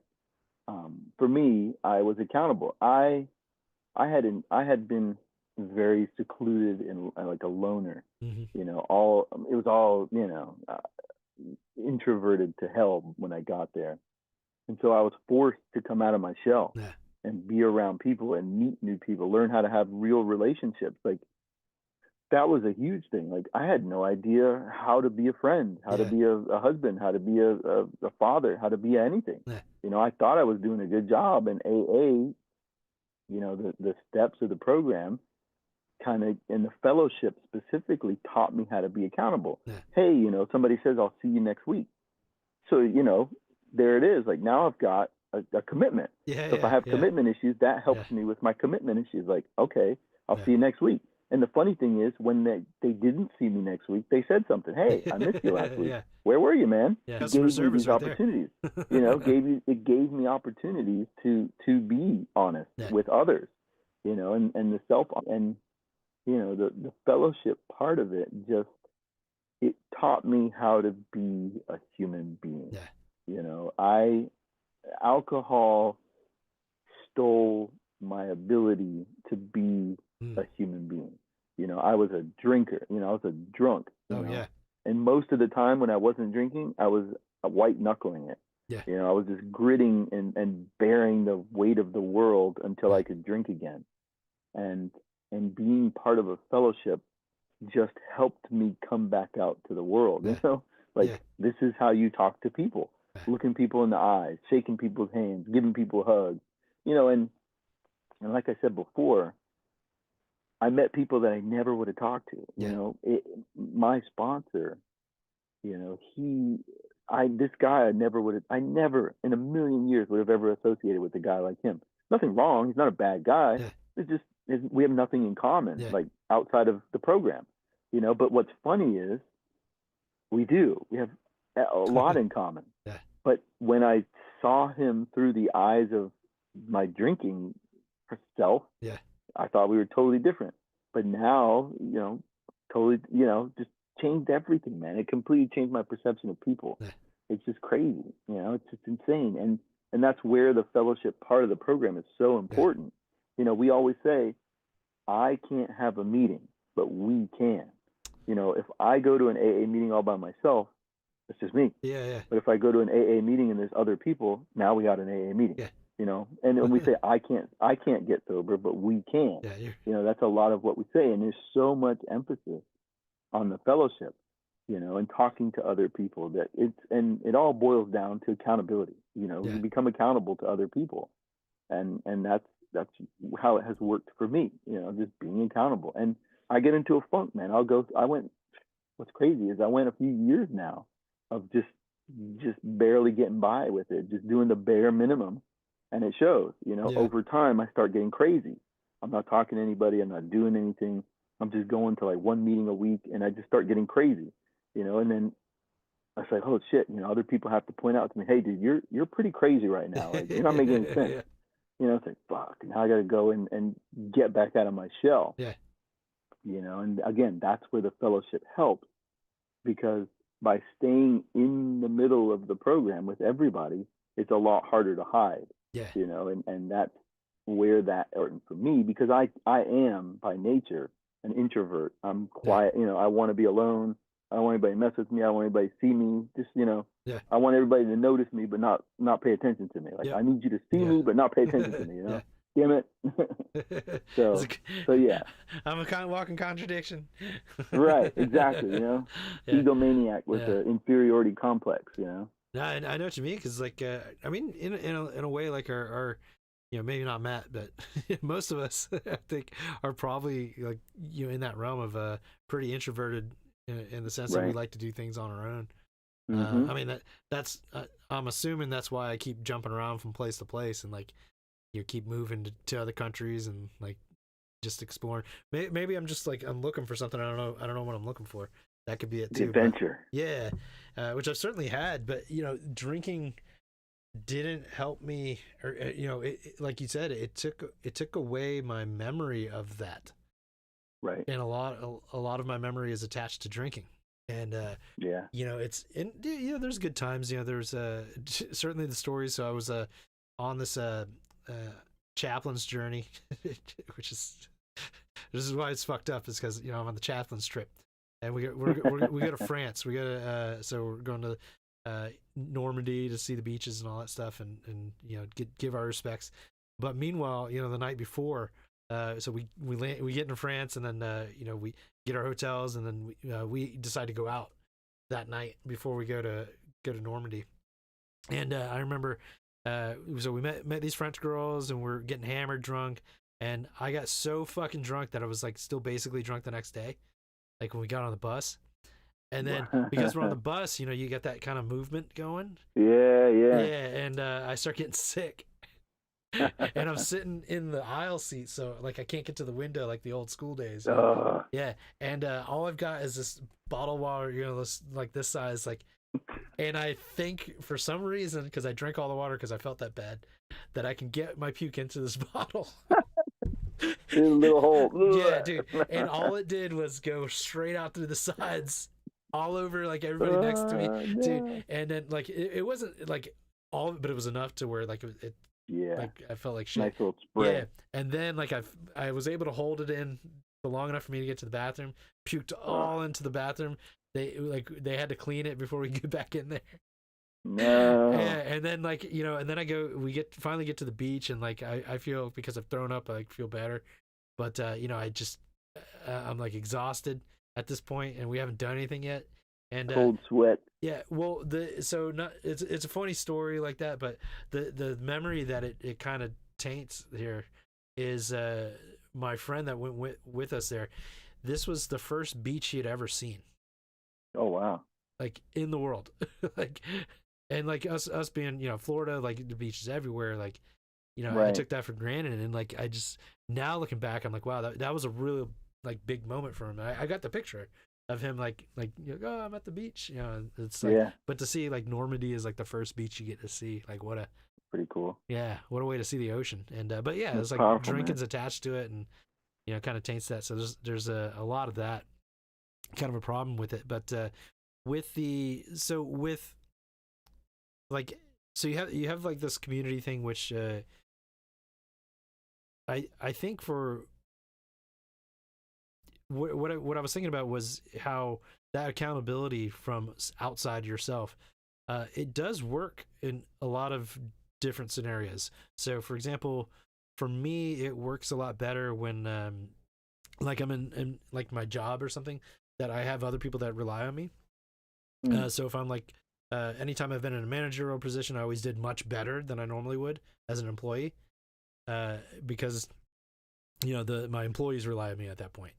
Right. And like that kind of thing doesn't really work for me, or didn't work for me with this, I don't think. Like, you know, I didn't really necessarily try it, but it was like, based on my experience with the therapist, I don't feel like it would have done me any good. But you know, certain aspects. So it's, I wonder, do you have aspects in your life where you don't think that outside accountability would be helpful? I mean, not me personally, no. Okay. I mean, I'm pretty crazy, you know, like the truth, and that's the truth. Like, I know myself well enough to know that I can't trust myself. You know, I need other people's input. Now, I mean, I have grown to acquire a God consciousness, so I know the difference between my thinking and my God's thinking. You know, we all get to choose our own God in this program. You know, the spiritual element to AA is you choose your own higher power. You know, and for me, I just choose to call that higher power God. And everybody has their own, you know, and that's a part of the program that is vital. You know, it's the spiritual element, and I can say that truthfully, the accountability to others is key. You know, for me, and then some people don't. I mean, some people don't need it, but for me, I really do, because like I said, anything I try to internalize and keep to myself, Yeah. my thinking will mess it up. Oh yeah. And the thing, like one of the sayings is, my secrets will keep me sick. And the more secrets I keep, the sicker I get. They grow and they get bigger and bigger. And it's this age old tale. A tiny lie turns into a bigger lie, Yeah. because you have to lie to cover up the lie. Yep. And that's how it works. And keeping every part of my life accountable to somebody else is important. Yeah. And I mean, obviously, I'm no guru. Forget it. Yeah. I screw up every day. Thank goodness I screw up, because if I did it right and I didn't mess it up, I wouldn't come back. Why would I need to go back if I achieved greatness? It's a constant climb, a constant program.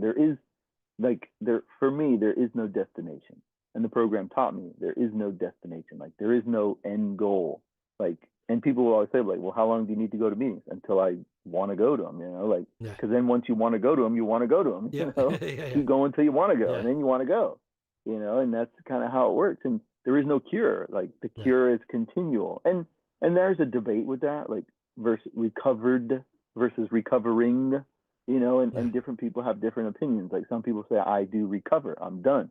I recovered. Now I'm just maintaining. Other people say, I'm recovering constantly. I'm constantly recovering. And each person gets to choose their own, path to that. And again, to bring it back, that's where the accountability part really does play an important role to keep me, what's the word? Guided, I guess, And I have different people. I talk to all different people at all different times. And the crazy thing is, you show up to these, you go to these meetings enough, and people get to know you, and they know when something's not right. Yeah. They can tell, without even talking to you. They know. Like, people just, it's like anything else. You get to know somebody well enough, when something's not right. Yeah. And the good news is, the majority of people in the program are not afraid to ask you about it in a gentle way. Like, hey man, what's going on? They'll just call you out of the blue. Hey, I noticed you were, down on your luck. What's going on, man? And this is where, for me, not accountability, but the social element is so important. Because if I didn't take time to develop relationships with other people, I wouldn't get that. Yeah. And I can tell you from personal experience, man, it never fails. When I'm in the shit and I don't feel well, somebody will just call me out of the blue. Somebody will just reach out out of the blue. It's like, holy shit, where did that come from? You see and what I used God to think just it was did, man? Exactly. You see what God just did? Exactly. That is exactly what it is, man. Fear and loathing, man. That is exactly how it works. And that's, like I said, like, I have developed a relationship with the God of my understanding. And that was the element. Because, I mean, I was an agnostic when I got to AA. I was pure agnostic. I didn't believe either way. I was like, F that. Yep. I F it all. And now I have a spiritual element to my life that is super important to me. It's the cornerstone of my life now, man. Yeah. Well, it's different paths, but it seems like there are certain key elements that are I think essential here. And so with the AA thing, it's like you have the actual community of accountability and people to talk to and things like that. And it's like in the route that I took, I did have a community, but it was a little different. It was I had the Brazilian jiu-jitsu guys that actual Brazilians doing jiu-jitsu doing Brazilian jiu-jitsu, and like they were extraordinarily helpful in the physical sense of things and like camaraderie and stuff like that, but that they were unawares of the other things, so I wasn't talking to them about this stuff because we're actually drinking with each other. Then I started looking into the online like podcasting and like doing movie reviews and stuff like that, and like that kind of became like the accountability for myself. Like this podcast now is like I got to do it every week, like, and if I miss a week, I got to make it up later, which is I think I've done that, but it's like I got to do it every Thursday, and it's like now I'm holding myself accountable through this I guess community. It's like a connection. Hopefully it will grow into some kind of community where people can ask us questions and then we can answer like, hey, I'm here at this point, what do I what did you do when you were here? It's like that, right, it's right. like, oh well, okay. That's kind of like the vision for it, and it's like I just got to put in the work. I just got to be here and do the stuff. So showing up. yeah, so that community part is kind of like I had to create it for myself because I had like the solo path to victory here, I wouldn't wish it upon anybody. It wasn't fun. I just so happened to come out the other side clean, Yep. It took when I found the way that I was willing to do. That way took, I think 6 times was like the 6th time was the one that stuck. But it was like relapse, and like harder every time. Yep. And then it was like I'm already doing like half a handle at the beginning, and then by the end I'm like doing a bottle. Like it's just like holy shit, and we're talking like whiskey. So like and you'd be surprised what you can do, how functional you can become. Like I got to the point where it's like I could remember the things now. Like I'm that good at drinking, where it's like my memory sustains now. Right. Or at least I think it does.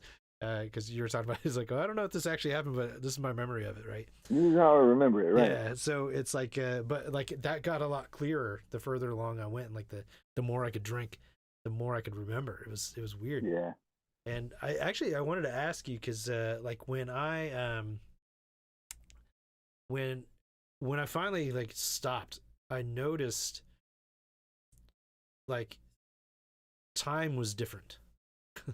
Like the way that I was going, the way I felt like I was going through time was different. Like I felt like everything was much slower. Right. Living in the moment. Present. Yeah.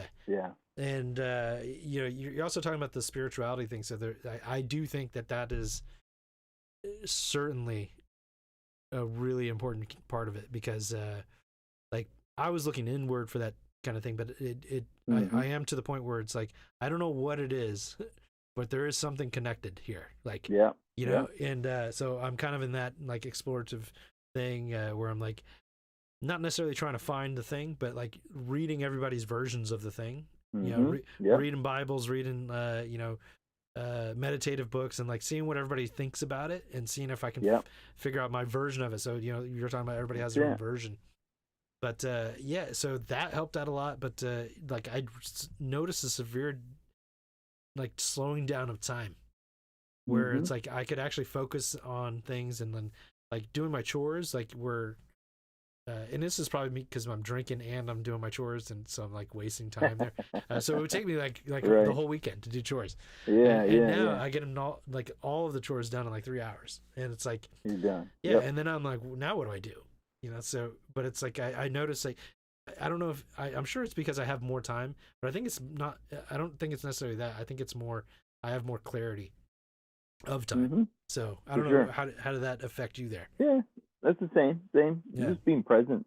I mean, that's it. I lived, like I said, I used to live drink to drink. Yeah. So you're just waiting for that next drink, living for the next drink, and being a weekend binge drinker. It was during the week. It was the longest week of my life. Like, and then I get to drinking, and then it all it all disappears, and then you do it all over again. Yeah. And when I quit drinking and started the program, it's learning, and there's a big emphasis: live in the moment, right here, right now. Like, because you can get lost in the past, man. You can get lost in all your mistakes and even all your accomplishments, all the things that happened yesterday, and it just it sucks the life out of you. Or you can live in the future, worried about tomorrow and what you're gonna do and this and that, and it makes time fly by, because before you know it, like, holy crap, it's already Friday. Yeah. Whereas if you live right here, right now, you're in the moment, and that's a huge part of my program is living in the moment, just staying right here, right now, and again, to loop it back around, that's where it helps. I went to a meeting this morning. I went to my home group this morning. And we just, it keeps me right here, right now. I wanted to sleep in. I wanted to sleep in. I work, my schedule. I don't work Fridays. I finally get a day off to rest. And I wanted to just sleep in, but I woke up, had my alarm, and the meeting's at 10:30 in the morning. I usually leave here about 10. It's 9:45, and I'm like, oh, it's too late. I'm just gonna go back to bed. Like, oh, what the hell? Just go. Like, no, I need to go. And it's that in the moment. Like I would have wasted the whole day. I probably would have slept till 1 o'clock in the afternoon. Oh yeah. If I didn't get up to go to the meeting. So instead, I went to the meeting, came back, and then I wasted the rest of the day. You know, playing video games because you know, it's my time. Damn it. You know.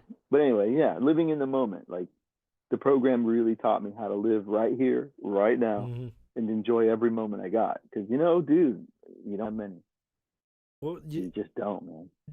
What else did you do? Like the AA thing, I'm sure that is like the bulk of it, but like I know for me, some of the things I should have done, and I just like made a and then I also made a list of the things I actually do. It took forever. I didn't organize my life. I wouldn't have been able to like allow the drinking thing to go away. Like so, essentially, the more busy I got, the less I even like considered it as a thing I need to get rid of. And then eventually, that's what got me to the point where it's like, okay, I'm ready. like I'm officially done with it. And it's like you know, it's I don't, the only time that I think about it is when I need to talk about it, like here now, or you know, trying to think about it like a time that like a story or something where it's like, man, like reminisce, dang, like holy shit, I can't believe I drank that much. And you know, like it's so it just comes up in story time versus like actual like thought about drinking. Like there's no when I was officially done, it was like it was instant. Like I went from drinking like I think I was slowly cutting down, so I was probably about a half a bottle at this point, which is still a lot. But you know, in between half and probably like 3/4 of a bottle, and then the next day it was done. Like and it was just like my mind was set. Cold turkey. Yeah, but I did use I used a book to get me there. So I used that The Easy Way to Quit Drinking. or The Easy Way to Stop Drinking. I can't remember if it's quit or stop, but Alan Carr. So he has the Easy Way to Quit Smoking book. That which is also how I quit smoking, which is why I tried the drinking one. So I had success with the smoking one. Smoking was like instant. That was a one-time deal, done. But the drinking one, like I through that journey, that took about 6 times of trying because I was like, I know this works because I did it with cigarettes. Right. And I was like, what's the problem here? And I just kept going at it until I finally got it. But yeah, it was so yeah, it's like just instantly stopped, cold turkey, don't even think about it anymore. But it did have a lot of those elements that you're talking about where I did have a community. It just wasn't attached to drinking, but it did sustain me. I had accountability from that sense of it, where it's like, oh, we'll see you next week for jiu-jitsu. And I was like, oh yeah, you will. You know? And then which is why a lot of the things that I'm you know, trying to put into a book form now stems from that, from like you're at this point, then this is what you can consider to do, like that kind of thing, like how to get from this point to this point. And the other thing I was accountable for, thank God, going through the divorce, like you know, she's you know, I'm gonna be left with the like debts that I gotta pay and stuff like that, and then she's planning on taking the dog. And when it got to that point, I'm like, I said something like it's like, you know, the house is gonna be a real lonely place if you take the dog, right? And thankfully that wasn't a problem. I got to keep the dog. And you know, and I think the main reason I got to keep the dog was like it would have cost a lot of money to take the dog from Japan to America, which it certainly would have, because it cost me, I could have bought a really nice used car for the amount of money it cost me to bring my dog from Japan to America. But my dog helped me get through that, because like my dog relied on me. You know, I gotta take it outside, I gotta feed it, I gotta you know, and so like that legitimately kept me from, you know, going. That hit me on the rock bottom there. It's like, I can't go any further because I have this dog, you know. There you go. Yeah, nice. And it's like I remember the turning point for me was when I woke up like just, it wasn't puke, but it was like slobber, like this pool of slobber, and like where I had dropped the bottle, like it like kind of mixed together into this like pool on the wood floor. You know, and it's like, you know what that does, right? Like, and so, and I'm just like laying in this pool, and I woke up, and like, and I had missed like a whole day, and my dog is shit everywhere, and like I couldn't. It's like oh, I fucking forgot to. Like, I didn't take you out before I started drinking, and so now you've been sitting here like 15 hours and you couldn't go outside. Right. And I was like, okay, I gotta fucking try to figure this out. Yeah. You're like, I gotta quit this shit. Yeah. Not to mention other I get it. plethora of reasons why I had to do it, but like, it was just like, that might have not been the deciding factor, but that was certainly, I remember that moment where I was like, fuck, like I can't let my dog go through this, like, because I'm being an asshole. Like, that's good, man. That's good. Yeah. That's why I had to pay that money to get my dog here. I was like, I might not be here if it wasn't for you, so I got to bring you with me. And now she's real happy. So, but I had to do that accountability on the inside there with that. But it was because I had something outside, so maybe it isn't really all internally there. So. Yeah. Oh yeah, man. For sure. Definitely same path. Yeah. Well, so what does it take to keep going? Like what like, because you do have there's accountability from the other outside, but you ultimately are the one taking the steps. So so what, how do you deal with that? Like, so it's a choice, it truly is a choice on a daily basis. And the cool thing is one day at a time, one day at a time. That's it. And in the beginning, it's healthy habits.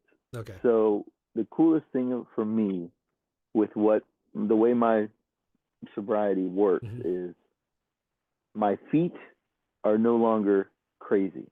My head is still messed up. Okay. I can still think my way to a drink. I know it. If I wanted to, I could think my way right to a drink anytime. I'm not any further after 13 years than I was in the beginning. That's like with that. Denzel Washington and Negotiator. That's your brain. Right. Now, that being said, my feet are very habitual. I have been doing this program for 13 years. Yeah. So I just, out of habit, keep going to meetings. I keep doing the daily things that I've learned to do because they become a routine in my life, and that's what works for me. It's a routine.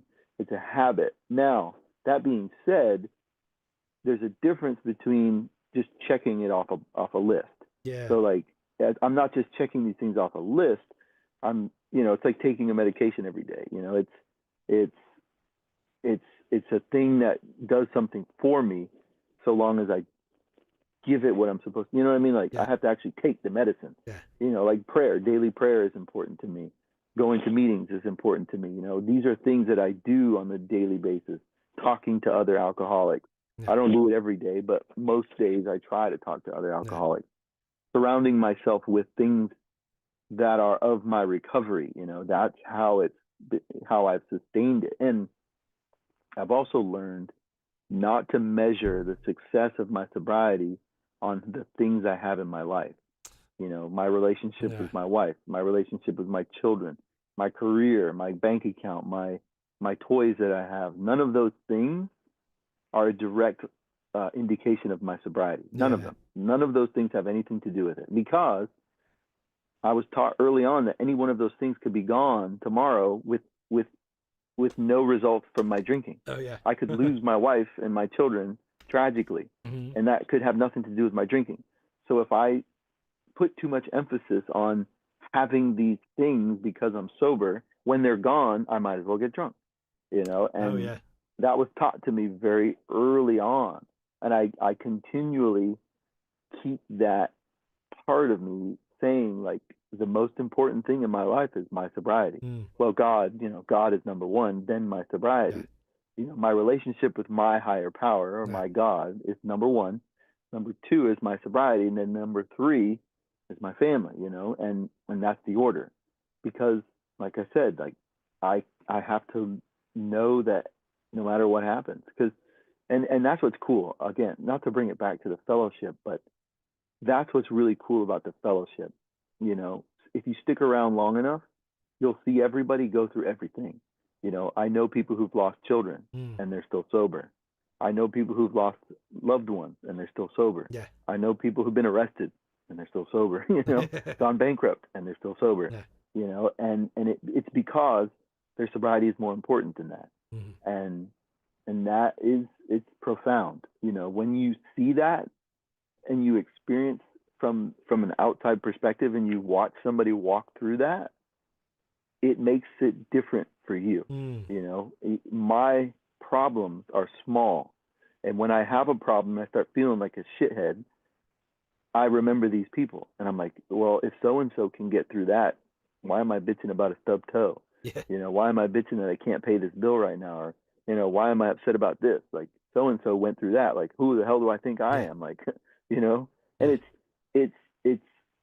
I don't know. I don't want to say it's like bad, but it's, you know, it feels wrong to be like, oh, you don't have it that bad, you know, but the cool thing is you can watch people go through these things and still have joy in their life. You know, one of the most amazing things I learned from a woman who did lose her child is she's allowed to grieve her son and still have joy in her life. Like there's this lie that if you're depressed, you have to be depressed and it consumes every part of you. No, you can be upset and still have joy. Like you're allowed to feel multiple things at once. You know, one of the wildest things about sobriety is you start feeling your feelings again. You know, I personally drank so I wouldn't feel anything. You know, I used to love the feeling of no feeling. Alcohol was awesome because you didn't feel shit. You know, and then you get sober and now you got to start feeling stuff.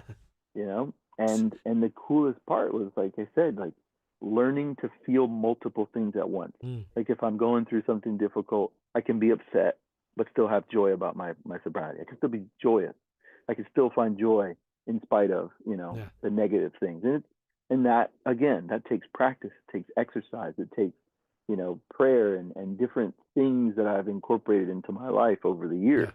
And it's just become habit. Now, something very profound that a woman says at my home group is she says, sometimes we get too many years and not enough days. And that kind of goes back to what you were talking about with the time and how time slows down. You know, this is coming from a woman who's been sober for 40 years, over 40 years. She said, you can get to a place where you just have too many years and not enough days. You know, it's like, you got to learn to live right here, right now. 10 years can go by and you've been on autopilot. It's like that movie Click, you know, remember the movie Click with Adam Sandler? Like that shit is real. Like that comes from somewhere. Like we just go on autopilot and a month goes by and it's like, holy shit, where was I? You know, I wasn't here. You know, I was just on autopilot. It's like, slow down, you know, enjoy the dirt between your toes, you know? And that kind of stuff is what keeps me, you know, doing it on a daily basis and just bringing it back, you know, right here, right now, man, right here, right now. And it sucks. Sometimes it sucks because you got to feel the shit. You got to feel their feelings, and that's not cool sometimes.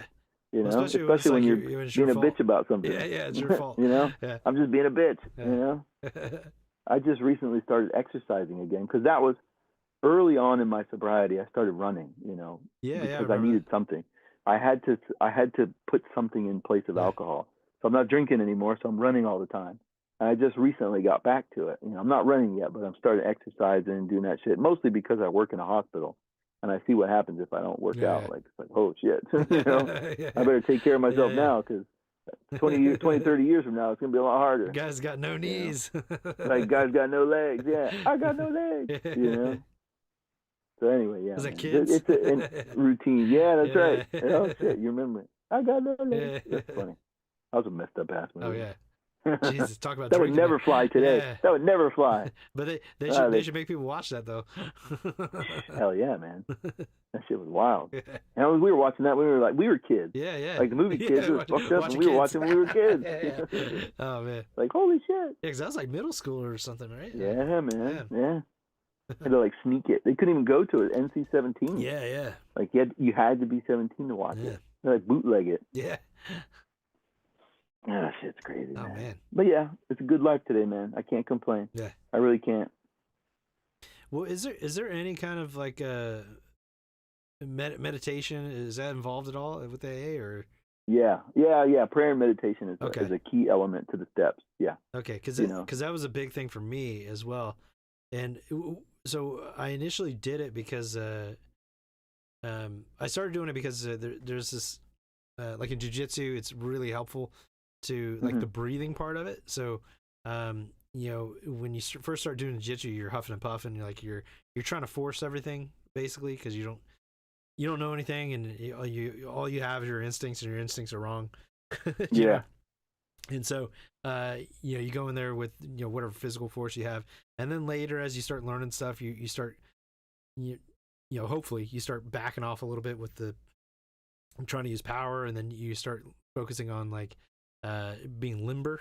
I guess like you start stretching, which is something I think I wish I would have started a lot earlier in life doing, because now it's hard to keep in those positions. But then also like the breathing. It's like, so even when it's like real tough position, like I'm focusing on trying to do like a normal, calm, deep breath.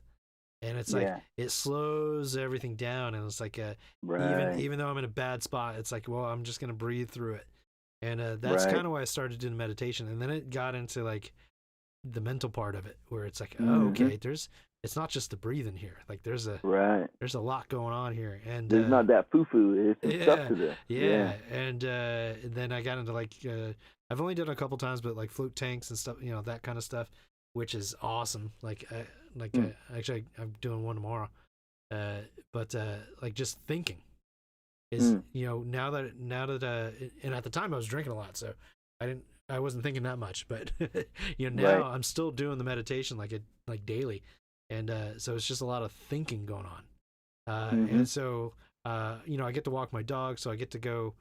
I'll do the sit down meditations, but I do like the walking meditation where for sure. Yeah, so I try not to do like headphones and like just listening to the creaks and cracks of the night. And we've got bunnies here, so you get to see the rabbits and stuff, and just those little mother effers.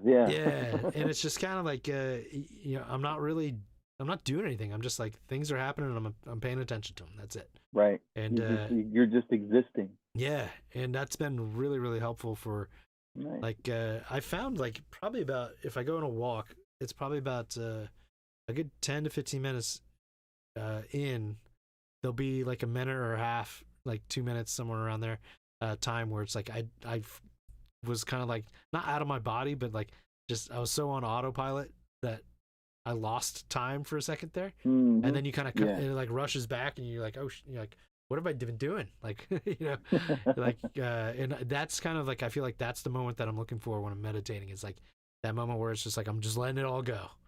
And, you just kind of forget about everything. And, I'm glad to hear that that's part of AA, because I think it's been a really helpful thing for me, is that, oh yeah, big part of it. Yeah. Man. Big part of it. It's one of the steps. Do you do that? Do you do that like as like guided meditation, or how does that work? There are. So I mean, there are AA meetings that are meditation meetings. Okay. But I mean, it's unique to each person. I mean, I had a very warped idea of what meditation was. Oh, me too. When I got to the program, and now for me it's similar. Similar, just a removal of the insanity. Just to kind of, people will say, so it's been said to me like this: prayer is talking to God, meditation is listening, and that's how I view it. It's an opportunity to stop, slow down, and just listen. Yeah. Stop talking, clear, like you said, clear your mind, kind of like, whatever, let it go. Yeah. And just learn to listen. And for me, like running has, I used to run with headphones. Funny story. When I first started running, I had to have music. Oh, yeah. I had to have music. And how the hell am I going to run for an hour without music? And I went, I was actually working an X-ray job. I was traveling. Like I was doing a mobile X-ray, and I was doing it down. Ben had some girlfriend or something. Ben was with some girl somewhere, and I went down to do an X-ray where he was. And after I was done, I went over to his girlfriend's house or apartment complex, whatever. We were just hanging out by the pool, and I left my earphones or headphones at that apartment, which is like hour and a half away from my house. And so I was like, well, shit, I don't have any headphones. So I was like, well, I got to run. Yeah. So I started running without them, and it like blew my mind, like the clarity that comes from running without headphones. And just for me, there is a deep connection between me and myself when I'm running. You have to focus. Like I used to run hard, man, and it requires a focus on myself, like feeling your body, feeling your legs, feeling your lungs, feeling it, like just feeling, and there were so many moments of clarity that I got. Like I learned to just like really appreciate how awesome it is to run without music and just hear the world around you, man. It was wild. Like I can't, there's no way to put it into words, just the clarity, because like it's really hard to think about a lot of shit when you're running, when you're running hard. Like, if I go for an easy run, you can think about everything, which sometimes is nice too, just to kind of figure shit out. But back then, man, like, and I'm trying to get back to that. That's, and I've been away from it for so long now that it's hard to do that. Yeah. You can't just like start now and like tomorrow. You I tried. Listen. Yeah, you hurt yourself. I tried. I went around Silver Lake, for this shit. I was dying. I was like, fuck. But again, I did it. I went around. So luckily, Silver Lake's like almost 3 miles. I just ran hard, and it was great, man. Like, I was like, this is what I've been looking for. I forgot. I forgot. So quickly we forget. Yeah. Well, it's like because I started I'm not running, but I did start like push-ups or pull-ups. I've got the power tower now, and like I've got the weights that you click and you can get up to 50 pounds or 5 pounds. I got those babies. Man, I gotta say, because I kept thinking about it. Like one of my problems was like I was so frustrated at like my curls are gonna be a certain weight and my bench is gonna be a certain weight, and I gotta keep changing the weights. Like. Right. And it's like, well, now it's like I've got no excuse. It's too easy. Like, so now I'm like, okay, well, click. Yep. So that's been a game changer for me, getting those kinds of weights. And like right now, it's just a matter of like, I'm building the routine of it. So like the thing that worked for me when I was in Japan is like, I tried to keep getting at it. The one thing I could do consistently was jiu-jitsu, and that certainly helps, keep your weight down. And your cardio for sure. But I've heard, man. Oh yeah, and I was doing it once a week, and I was like, holy shit! Like it's amazing what 3 hours just nonstop rolling around, in awkward positions will do for you. But I also wanted to so I was staying at a certain weight, but I also wanted to get fitter. I wanted to get slimmer or not slimmer. What do you call that? Definition. I want to get some kind of definition there. More muscular. Yeah, and so I started. I was like, so I'm trying to do like that routine and get there, and then eventually, like, I landed. The system that works for me is starting with 1 rep a day. Right. And then I just need to do 1 of those reps, and then next week I do 2 reps a day. There you go. And then that basically I just need to build the habit of doing. Something, and then that gets me to and so that's been working out pretty well.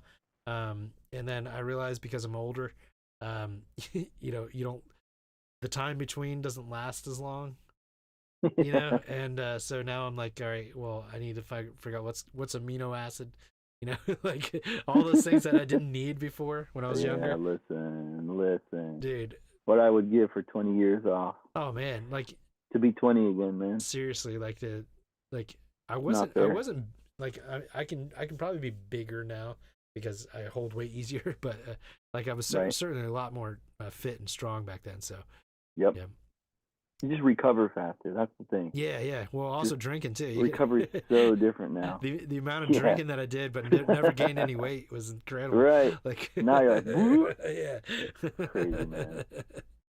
But yeah, it's like the physical for the drinking part. The physical thing.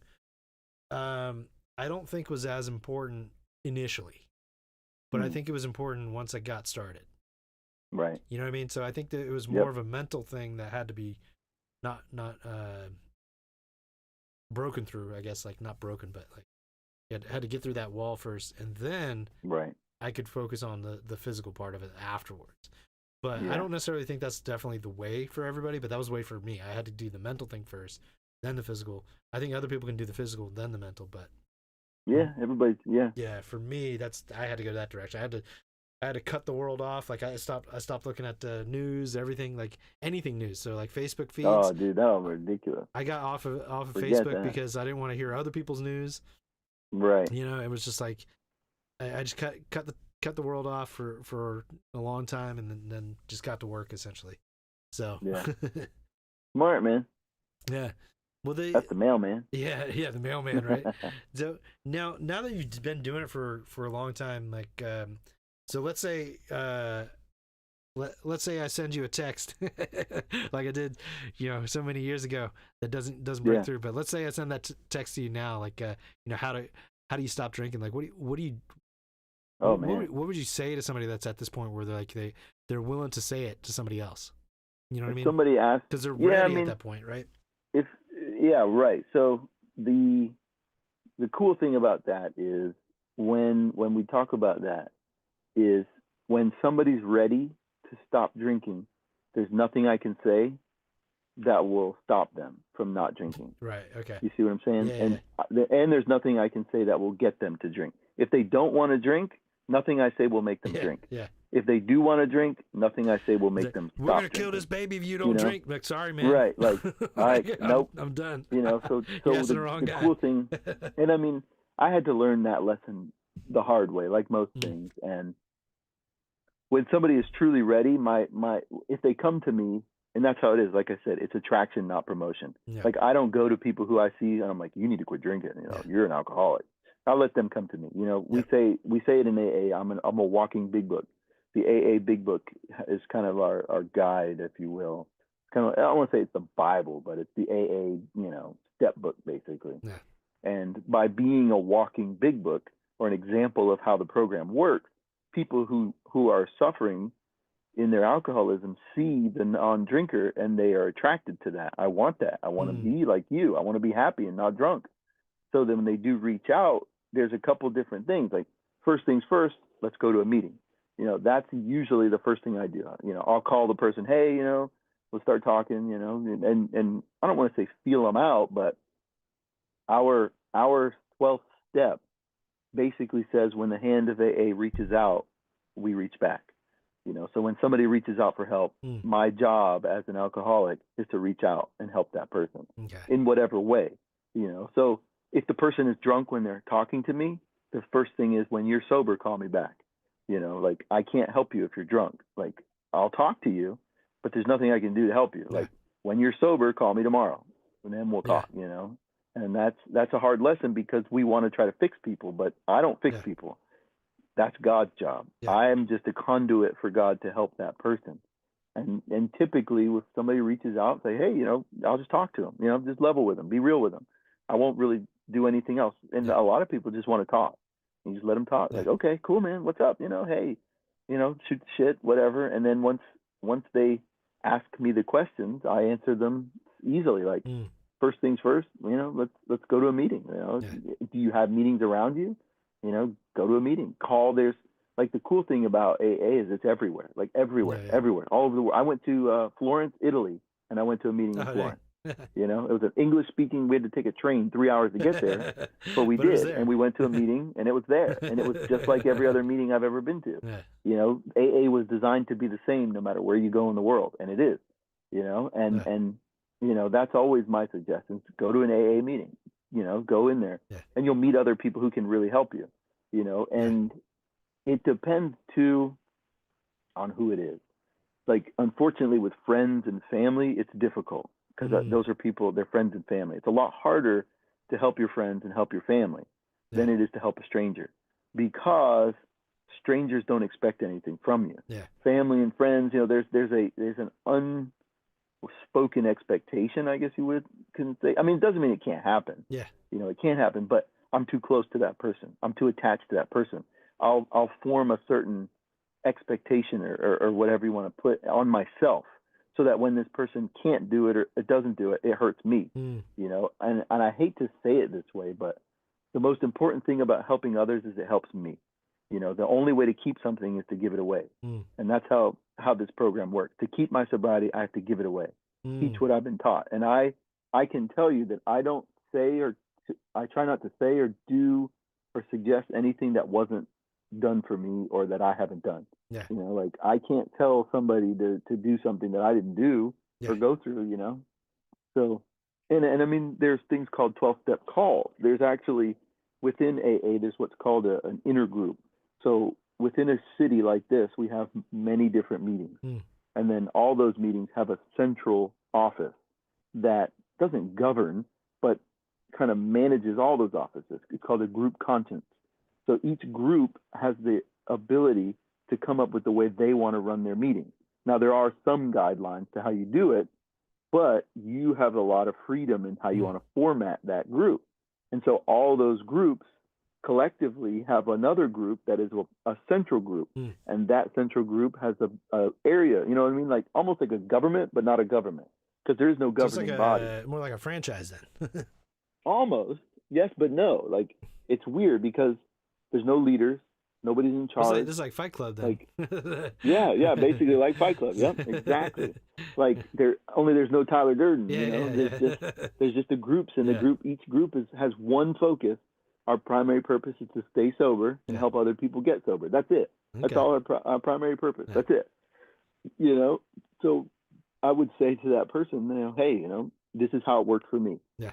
I went to AA, so if there's a group out there within your location, or even not, there's a phone number. Yeah. You can look up now with the online, look up AA and boop, boop, boop, dial that number, and somebody will answer that phone, and they will call you back, and they'll just shoot the shit with you, man. Like, that's what's really cool about these freaking alcoholics. I know, because I'm a member of AA, anywhere I go in the world, if I find that group, I can call that phone number and somebody will answer, and I can talk to somebody else who knows exactly what I'm going through. There we go. And the fucked up thing is, they will know. Yeah. Like, that's what's fucked up. Everything I say, they'll say, right, like, holy shit, like, this person's just like me. Yeah. And it's baffling, man. It is the coolest, most amazing thing to experience when you meet a stranger who knows who you are. Yeah. Like, they don't even know you, but they know exactly what you're going through at that moment, like emotionally. Just we alcoholics have a common bond, and I don't know how else to explain it other than we're just like, there's a united thread that we all live on. And it only, and the thing is that a lot of people will go to AA meetings and they'll get turned off, because you got to remember, not everybody who goes to meetings is serious about being sober. Yeah. Everybody's there for a different reason, so you got to watch. You just got to sit back and watch for a little while, because when I first started going, I thought people were like AA gods. I'm like, oh, wow. Yeah. And then come to find out, this person's getting drunk in the parking lot right after the meeting. Like, holy shit, he sounded like he knew what he was talking about. And they're like, don't listen to what they're saying. You need to watch, watch these people, because some people are good at bullshitting, Yeah. That's why they're drinking. That's why they're here. Yeah. And that's what's also cool is most good, genuine alcoholics will tell you, I don't know what the hell I'm talking about. Yeah. This is what worked for me. Yeah. And this is what the book tells us to do, and we do it, and it worked. They say it works if you work it. Well, I mean, it really does come down to like you just kind of have to try everything. Mm-hmm. And it's exactly. You can never say, until you're done, you can't ever say that you tried everything. That's right. Because there's something else that you need to try that you haven't, because you're not done yet, right? Like, and like when going through, like, getting to that moment of like so like it seems like, fortunately, you found AA like fairly early on in that journey of like, I'm ready to do something about this. Yeah. And so you kind of like landed on your path there fairly early. And like, was there anything else that you would have considered trying that maybe possibly could have had an impact as well? Honestly, I don't know. That's what's crazy, is because I just kind of, this sounds horrible to say, but I just kind of fell into it. Yeah. My journey to sobriety has been God written. Like, God written, God appointed, and God written. Yeah. Looking back, now I didn't see it at the time, obviously, because I was fucking crazy. But now that I've had time to reflect on my journey, every element of my journey was specifically crafted. Like a perfect Christopher Nolan movie. Every tiny element. Well, except for very specific. Yeah, well, no, even Tenet, man. I love that movie. Holy shit! I'm still trying to figure it out. I still don't know what that's about. But like, every little thing had a specific part to get me where I'm at. Because I can tell you honestly, I never would have, if I hadn't had any idea of how to get sober, it never would have worked for me, because I'm fucked up, man. I would have tried to figure that shit out, you know. I would have fucked it up.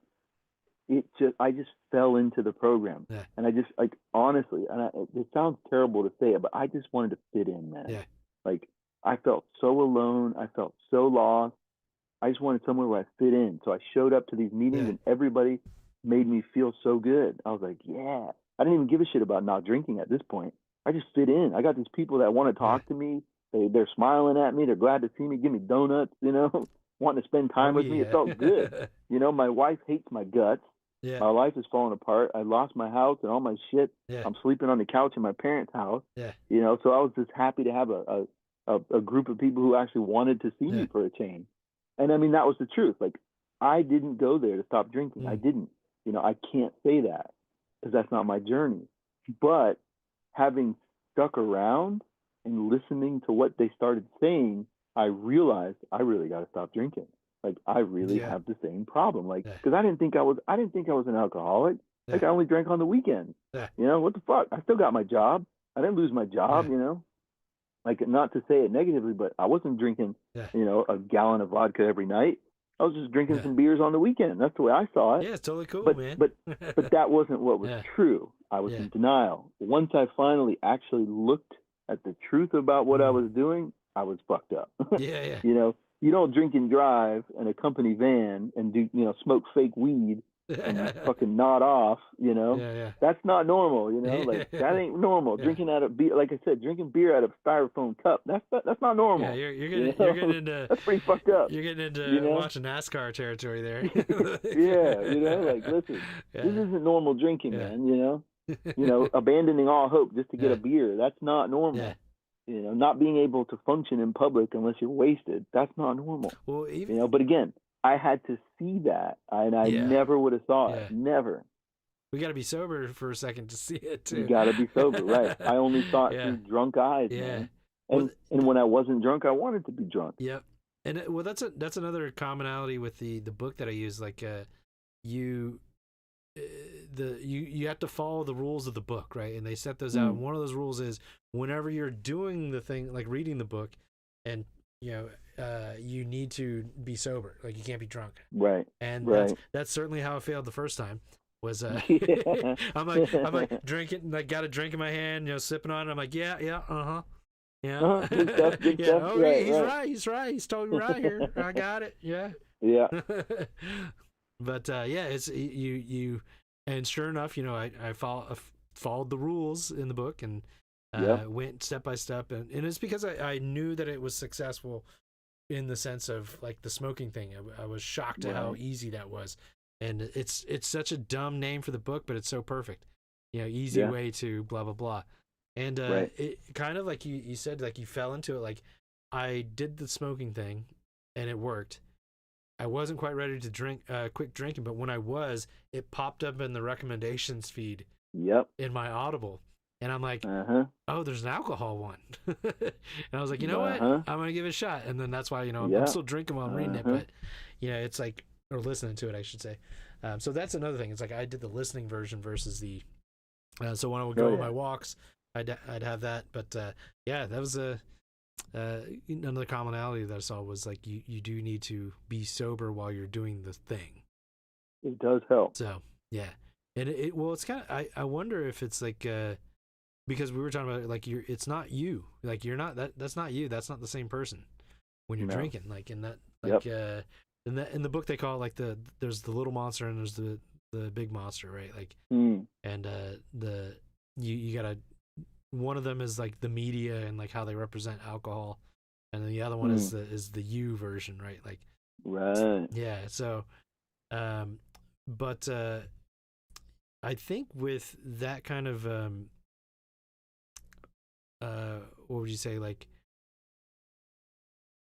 journey there with your, you have to be this other. Have you ever heard this book called?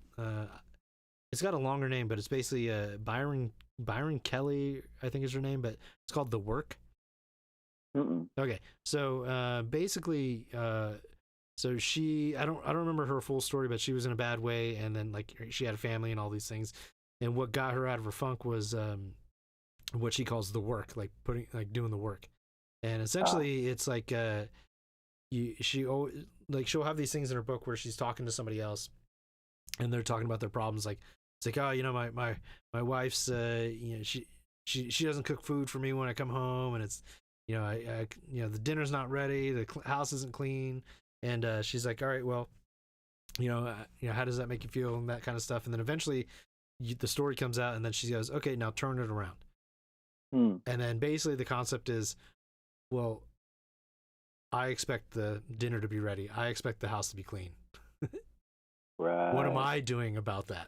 What am I doing? Yeah. And so it's always turning it around, back to you. And basically she was like, my kids would never have their rooms clean. There'd be, their laundry all over the floor. And she's like, and then when I started picking up their laundry and putting it in a basket, I felt better.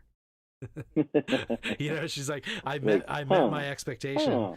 Right. And it's like, that's kind of like how that process started, was like these little things of like her turning it around, and like, well, I obviously can't force these people to do the things that I expect. So either I need to change my expectation, or I need to just do the thing that I expect to be done. Right. Yep. So, expectations. Yeah. That's a huge element to the the successful recovery. Like not lower your expectations, but just check your expectations. Yeah. Like if you have an expectation and it's not met, it can ruin you. So just let go of those expectations. Yeah. Just experience it, man. Well, the same thing goes where you were talking about like you can change your past by the way you think about it. Is that what you said? Something like that? Change your perception. Right. Yeah. So like I've turned around a lot of that. So now, like for example, like procrastination is it was starting to confuse me, because I was like, well, why does it start with pro? Pro's normally a good thing. And I'm like, well, it is a good thing. It's like anytime I keep thinking about something but I'm not doing it, that's not procrastination. That's my brain saying, you need to go do this thing. Right, so it's a good thing. So I'm like, okay, well, let me go do that thing that my brain won't stop thinking about. And then when I do it, it's gone. I don't think about it anymore. You don't have to think about it. That's right. So I started turning things around like that. And it really is like, so I've got my marriage and all that crap that came with that. And, what's the value in that is kind of I'm always turning around trying to like, what's the value in this thing, even like especially the bad ones. And like the marriage thing, it's like, well, the biggest value that I got out of that marriage was that's where I first started really meditating, or at least like trying, because she was yoga instructor, that kind of doing that kind of stuff. So I'm trying to meditate because it's my wife, and we're trying to make that connection. Right. Try and get that booty, Right. But the but I noticed it as a skill that I could develop. But I did have an experience before that. So before I went to Japan, I did like a group meditation thing for the first time. Never before had I ever meditated. And I went with Katie and Blaine when they were hanging out. So they're like, oh, we're gonna go to the thing, and I'm like, you know what, like, whatever, sounds interesting. I'll go. And then so I went, and they had the bowls like that make the sound. Oh, right? Yeah, and I never seen that. Like I remember my mom doing it when she was a Buddhist back in the day, but like that was for like prayer stuff. Yeah, it's a little different. And then like first I went on a journey, man. Like I was like, I was like traveling through the cosmos, like in my mind, and like I was left the room. Like I didn't remember being in the room until we all kind of came back. But like, so it was an experience, and like so I remember like I saw like a planet or something, a star being born, something like that was like what I saw. Like I just saw this like, nothing and then something kind of like in space. And then they were doing the bowl thing, and it got to a certain frequency, and all of a sudden it felt like my stomach was like caving in on itself. Like somebody had grabbed my stomach and was like twisting it closed. And like, I was like, oh, and I couldn't move. I was like, oh shit. And it's like, all of this stuff is happening. It's like, this star is collapsing on itself, and like what the hell did you put in this tea? Yeah, man. I was like, holy shit. And then it was like, boom, we're back. Wow. Yeah, and I was like, what the hell just happened there? Like, I was gone, dude. Wow. Yeah, and that was sober, nothing, no weed, nothing. Just no, man. Didn't I thought it was a joke. Dude. You know, like I go in there with like no expectations, and it was like, and I think maybe that's what allowed me to like I didn't have an expectation of it being like, oh, this is gonna be dumb and hokey. I was just like, I'm just doing this because it sounds interesting. You were open to it. Yep. Yeah, yep. and then like, you know, not even one way or the other. It was just like, I'm just doing it because my friends invited me and I got nothing else to do. It's fun. Let's do this. And then that's what happened. So, but then now going back to it, I don't necessarily have that, but I'm starting to get that kind of connection of like exploration, I guess, of like not me doing anything, but my mind's exploring on its own. Yeah. And that's been interesting, I think. Yeah, to say the least. Yeah. Well, big time. I think you know, I think the bottom line here is if you're an alcoholic and you're ready to make a change here, is to find something and then try it out. There is hope. And if it doesn't work, find something else. That's right. Until you find the thing that works for you.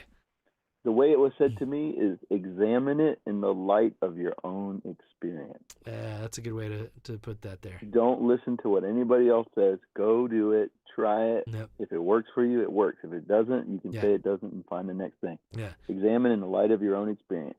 That's the way they told me. Yep. And the main thing is just to keep doing that over and over again until you find the thing. Yep. That's it, man. Well, good shit. We'll end the podcast here, but we'll talk a little bit afterwards. Yeah, thanks for coming on here and going over this. I think it's a serious topic, but you know, we fuck around a little bit just to make it a little more interesting. Make it fun. But I definitely want to talk about movies and things like that with you at another time. I think that would be pretty fun. Anytime, because I know you watch a lot, so that'd be interesting. Yeah. But for now, we'll end the podcast, and like I said, I'll keep you on and I'll talk to you afterwards. But that's it for the Mailman Podcast, and you know, go out there and find your way to stop drinking, and don't let your meatloaf. Mailman Podcast coming to you. Man coming to you. Talking about Mr. Bonnie and if you don't like it, you can go to hell. Mailman Podcast coming to you. Man coming to you. Ooh.